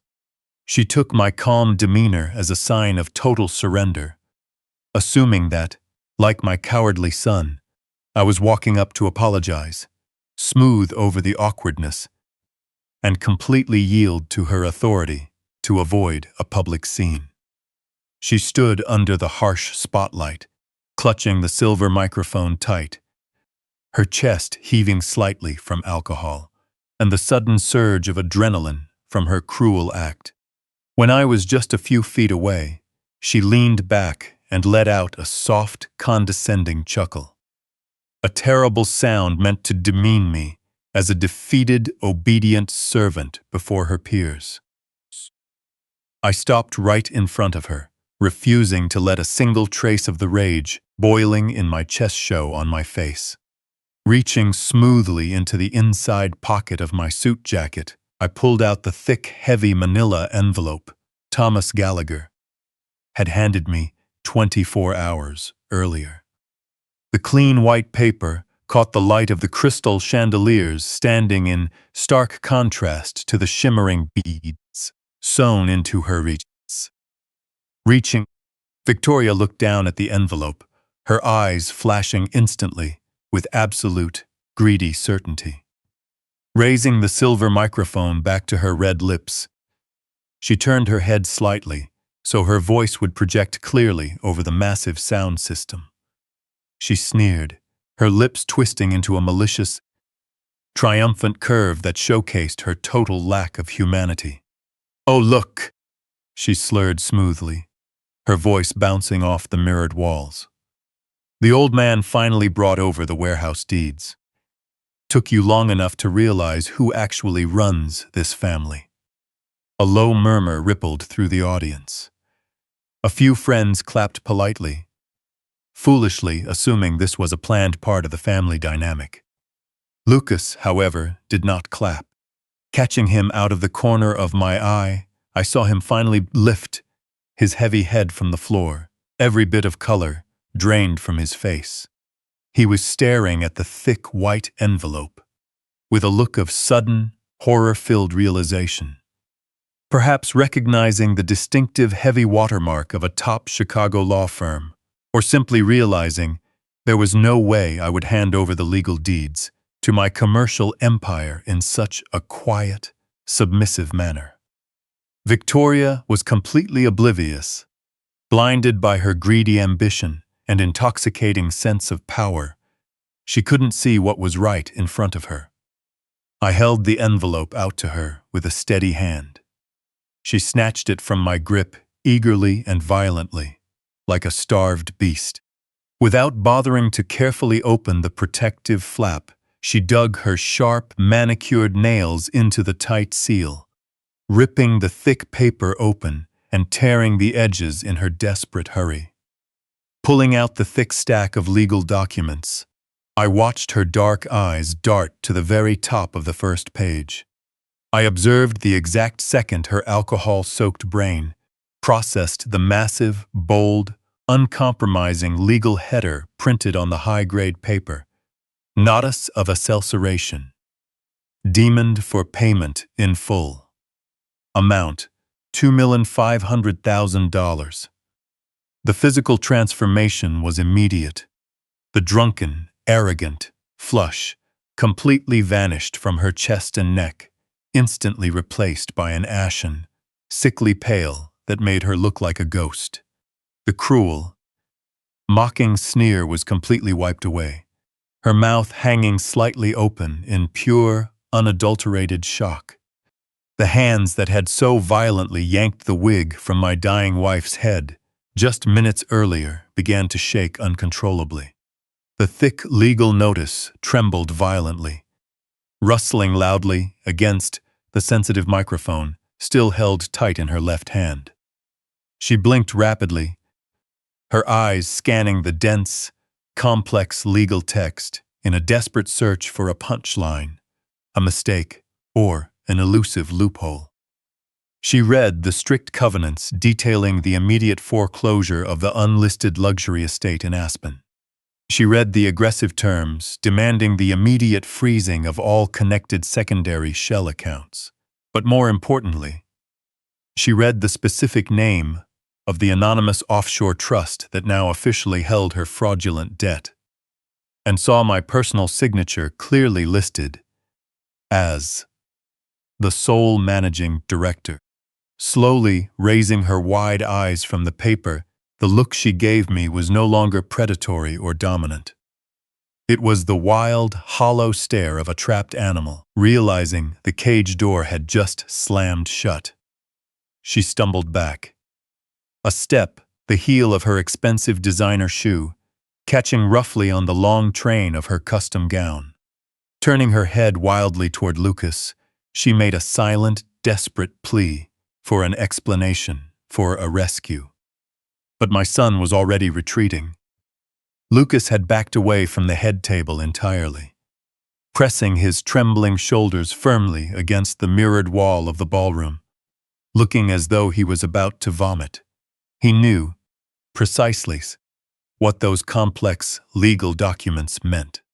He knew the devastating acceleration clause had been officially triggered, giving them exactly 24 hours to either produce $2.5 million in liquid cash or face immediate federal prosecution for severe bank fraud. Victoria turned her face back to me very slowly. Her glossy lips moved, but no sound came out.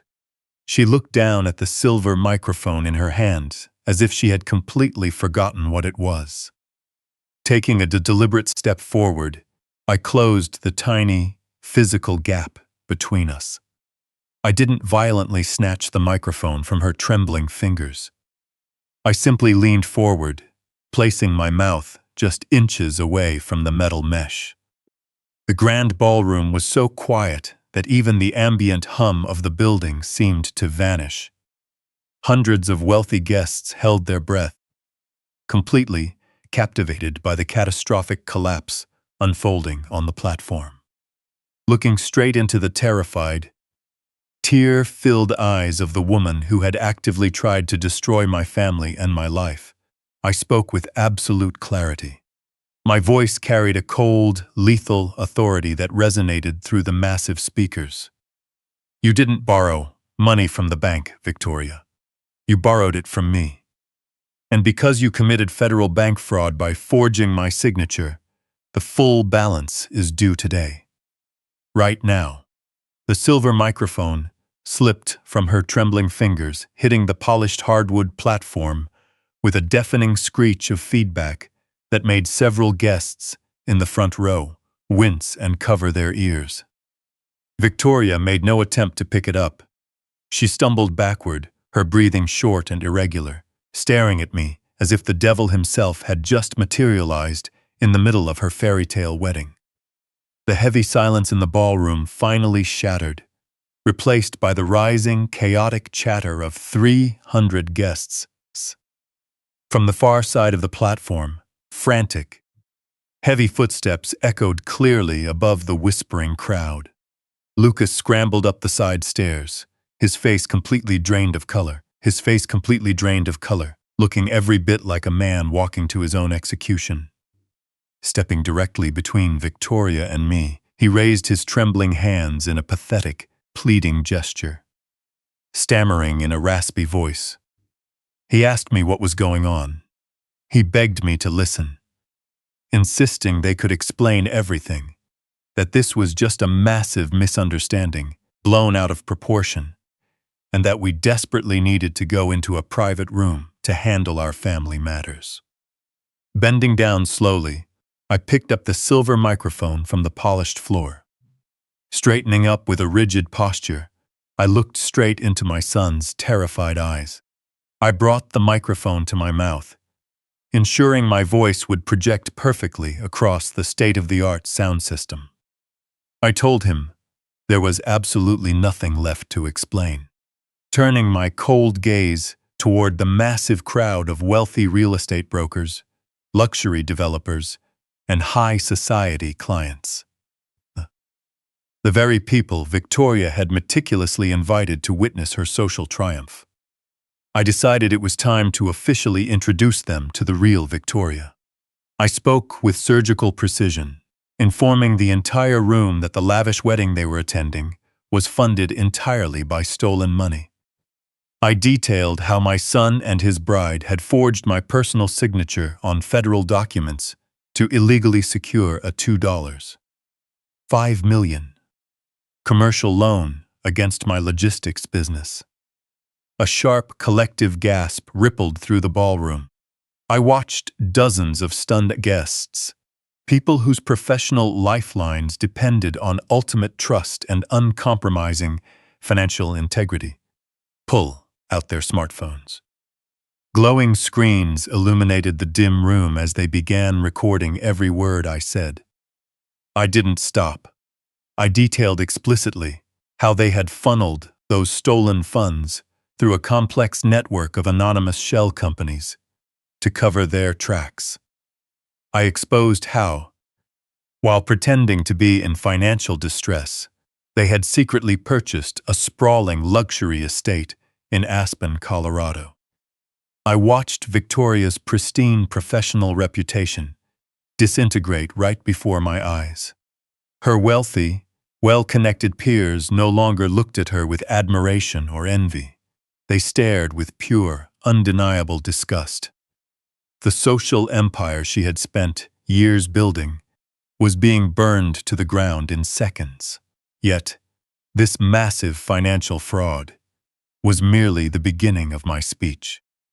Turning my back on the shocked crowd, I walked slowly toward the edge of the platform where my wife was sitting. Patty remained quiet, safely hidden beneath the heavy dark wool of my suit jacket, her pale, trembling fingers clutching the fabric tight. Looking back at Victoria, I let the cold venom resting in my soul seep directly into my voice. I told the room that the money meant absolutely nothing to me.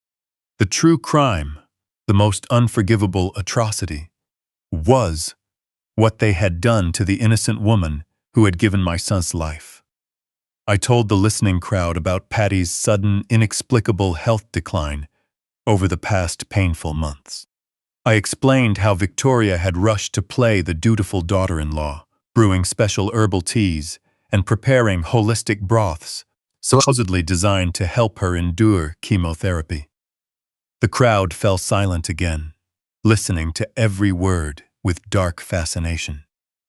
I revealed that those broths had been secretly laced with high doses of St. John's wort, a plant extract carefully calculated to neutralize her cancer medication. They hadn't been trying to heal her. They were actively, methodically trying to accelerate her death so they could claim my remaining estate without waiting for nature to take its course. The reaction in the ballroom was immediate and visceral. Several women let out genuine shrieks of horror, while men shouted in outrage. The sea of glowing phones pressed closer to the stage, capturing the raw, undeniable terror, paralyzing the bride and groom. The total public exposure shattered the remaining fragments of Victoria's fragile, narcissistic mind. The sheer pressure of public humiliation triggered a desperate, feral survival instinct. Lurching forward, she pointed a manicured finger directly at my face, screaming at the top of her lungs in a voice cracking with hysterical panic. She shrieked that I was an senile old man, making up delusional lies to ruin her life. She tried desperately to convince her wealthy colleagues that this was a pathetic, empty bluff designed by a bitter, controlling father who wanted to sabotage her special day. Gesturing wildly to the country club security guards at the perimeter, she aggressively demanded they throw me out of the venue immediately. She screamed that I had no hard evidence to back up these outrageous claims, and that she would not let me destroy her flawless reputation. Taking another aggressive step forward, her pale face twisted into a grotesque mask of blind desperation, looking as though she was fully prepared to push me off the high platform herself. Before she could take another step, the heavy mahogany double doors at the main entrance swung open with a loud, thunderous crash. The heavy doors slammed against the plaster walls, instantly cutting off Victoria's frantic screams. Every single person in the crowded room turned toward the sudden noise. Standing in the grand entrance was my corporate attorney, Thomas Gallagher, holding a heavy, black leather briefcase in his right hand, his expression carved from solid granite. Flanking him were 3 stocky men in dark tactical trench coats, moving with swift, synchronized authority. The bright gold shields of the FBI gleamed clearly on their belts, as the heavy doors pinned against the walls framed the complete destruction of Victoria's illusion. Thomas Gallagher walked into the ballroom, his leather briefcase swinging rhythmically at his side. The 3 federal agents formed a tight perimeter around him, their heavy black boots thudding against the imported marble floor. Bypassing the lavishly decorated tables, their stern expressions carved a path straight through the perilous crowd of wealthy guests. Under federal law, the combination of wire fraud, forging bank documents, and illegally moving millions demanded immediate, non-negotiable custody. There would be no polite summons, no quiet, behind-the-scenes negotiations with defense attorneys. This was a direct, public execution of justice, precisely as I had orchestrated over the past painful weeks to ensure their absolute downfall. Victoria froze on the platform, her hands suspended in midair, the blinding spotlight highlighting her ashen, terrified face. The aggressive, drunken bravado that had fueled her attack on my wife had completely vanished, replaced by the raw, frantic panic of a trapped animal. The lead federal agent, a tall, broad-shouldered man with a crew cut, walked up to the edge of the stage. He offered no polite greeting. He firmly ordered Victoria to place her hands behind her back, stated her full legal name, and immediately read off the long list of federal felony charges she was facing, specifically citing the forged commercial loan documents, illegal wire transfers to anonymous offshore accounts, and the fraudulent purchase of the Aspen property. Victoria shrank back as if physically struck, stumbling over the long train of her custom gown. She screamed that they were making a catastrophic mistake, demanding they check the records, and insisting she was a prominent, respected developer who couldn't be treated like a common criminal. The federal agents remained entirely indifferent to her hysterical screaming. Two of the men stepped up onto the platform and positioned themselves on either side of her. Grabbing her arms with trained strength, they held her firm as Victoria thrashing violently. Her diamond tiara slipped from her hair, clattering against the floor. The sharp, unmistakable click of heavy metal handcuffs echoed through the quiet room, locking firmly around her wrists behind the delicate lace back of her designer dress. Watching his dominant bride reduced to a screaming prisoner shattered whatever fragile composure Lucas had left. He pushed away from the mirrored wall, tears streaming down his face.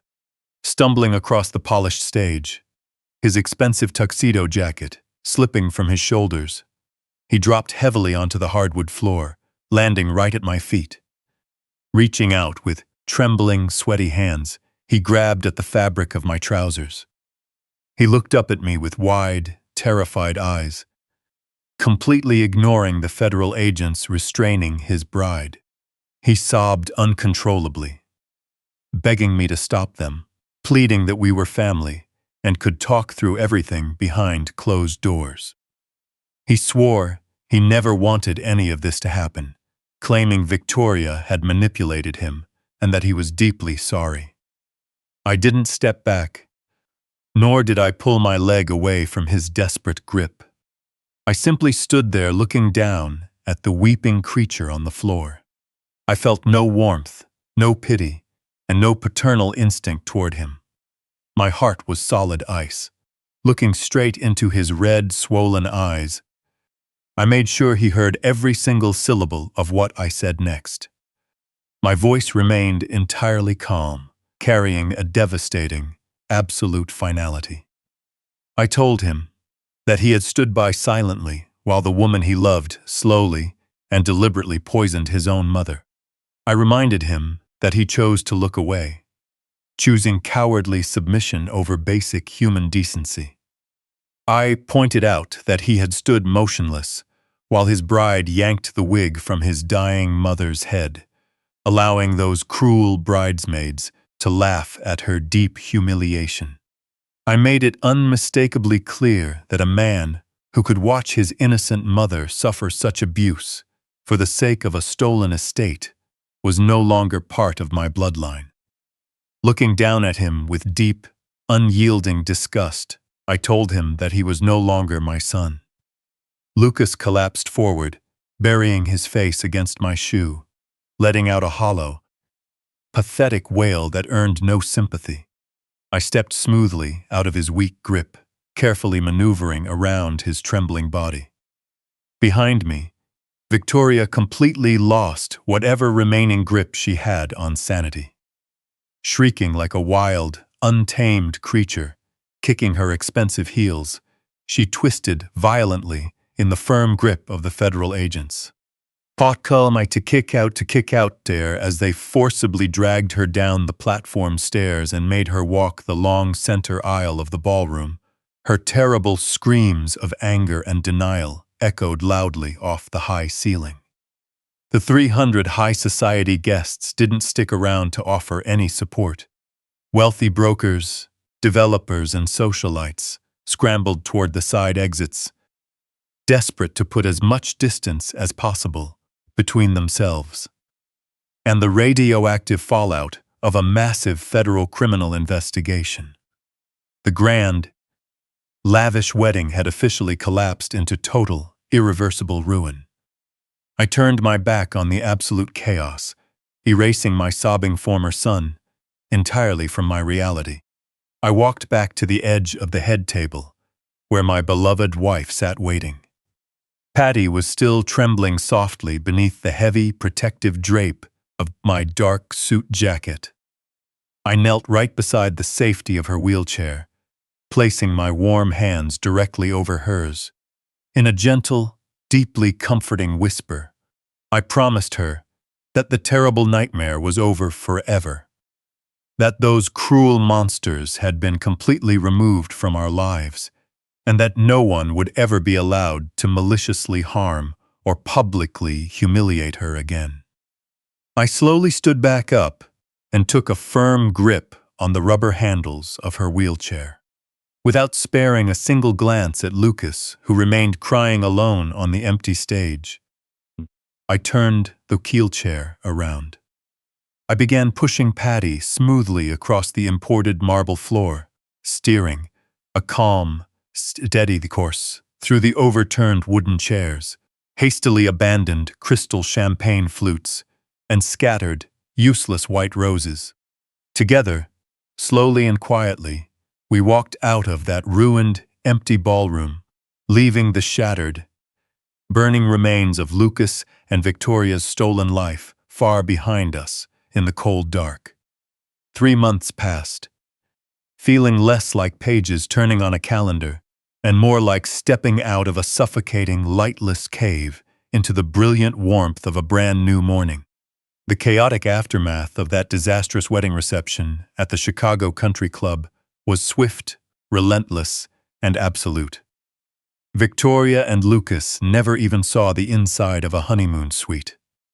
Instead, they were immediately transferred to a federal detention facility and held securely behind bars without bail. The absolute scale and brazen nature of their financial crimes, combined with the compelling evidence of their malicious tampering with my wife's medical treatment, prompted the federal judge to classify them both as severe flight risks.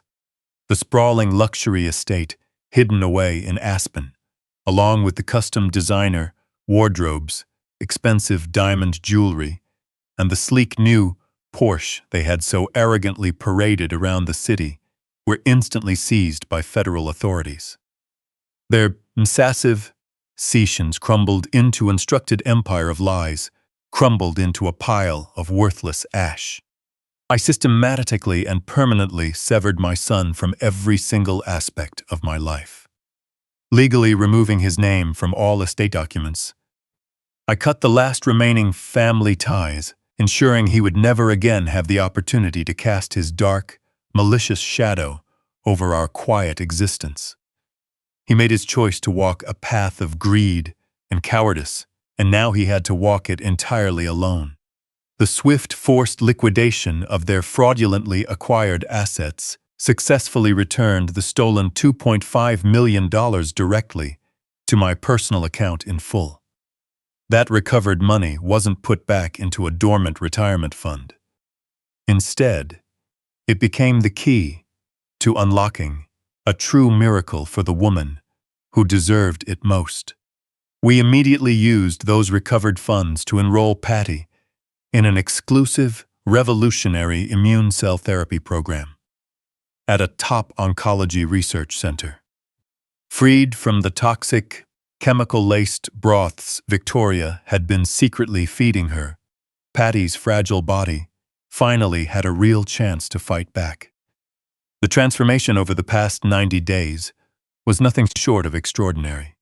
This morning, a crisp, cool autumn breeze swept across the vast surface of Lake Michigan, carrying the sweet, unmistakable scent of genuine hope. Patty and I sat quietly, side by side, on a weathered wooden park bench, watching the gentle, rhythmic waves lap against the rocky shore. The clunky folding wheelchair that had once confined her was completely gone. She sat upright, her posture radiating a quiet, deep strength that had been absent for far too long. The deep, dark circles that had once bruised the delicate skin beneath her eyes had completely faded, replaced by the warm, healthy glow of life. Her latest medical reports confirmed what my own eyes could clearly see. Her aggressive cancer markers were dropping at a miraculous, unprecedented rate. The revolutionary therapy was actively working, targeting and destroying the disease that had almost taken her from me. Reaching out, I gently took her hand, marveling at the warmth that had returned to her fingers. Looking at her head, I was deeply moved by the sight of her natural hair, beginning to grow back. A soft, elegant crown of silver and auburn curls slowly, taking the place of the painful reality she had endured under those harsh ballroom lights. She turned her face toward the bright morning light, closing her eyes and taking a deep, unhindered breath of the fresh lake air. A serene, beautiful smile touched her lips, completely free from the heavy weight of betrayal and deceit that had suffocated our family for nearly a year. We had successfully cut the deadly, malignant growth from our family tree before it was too late. The vicious greed and deep cruelty that Lucas and Victoria brought into our lives had been completely eradicated, leaving behind a profound, impenetrable peace. We had lost a son to the corrupting, relentless temptation of wealth and status. But in that painful yet necessary for your own severance, we had successfully reclaimed our own lives. As I sat there holding my beloved wife's hand, watching the bright golden sunlight dance across the gently rippling surface of the deep blue water, I knew with absolute, unshakable certainty that our story would never end in a tragic, quiet defeat. The chilling memory of that ruined ballroom felt impossibly distant now, completely washed away by the steady, comforting rhythm of the crashing waves. We were no longer looking back at the shattered remains of a dark, painful past. We were only looking forward, eager for the beautiful mornings we still had left to share together. We had successfully and completely survived the darkest, most destructive storm of our entire lives. Family is often portrayed as an unbreakable bond, but shared blood never gives anyone the right to abuse, manipulate, or exploit you. Real love is always rooted in mutual respect, attentive compassion, and deep integrity. Never greed. When those closest to you wear a mask of deception to strip away your dignity, setting strict boundaries isn't an act of cruelty. It is an act of pure survival. Never let the guilt of family ties force you to silently endure toxic behavior. Protect your inner peace, guard your personal legacies, and remember that walking away is often the ultimate victory. If this story brought things into focus for you, please hit the like button and subscribe so you don't miss our next story. My son, feel free to share your personal experiences with cutting off toxic family members in the comments below. I read through every single one. Thank you.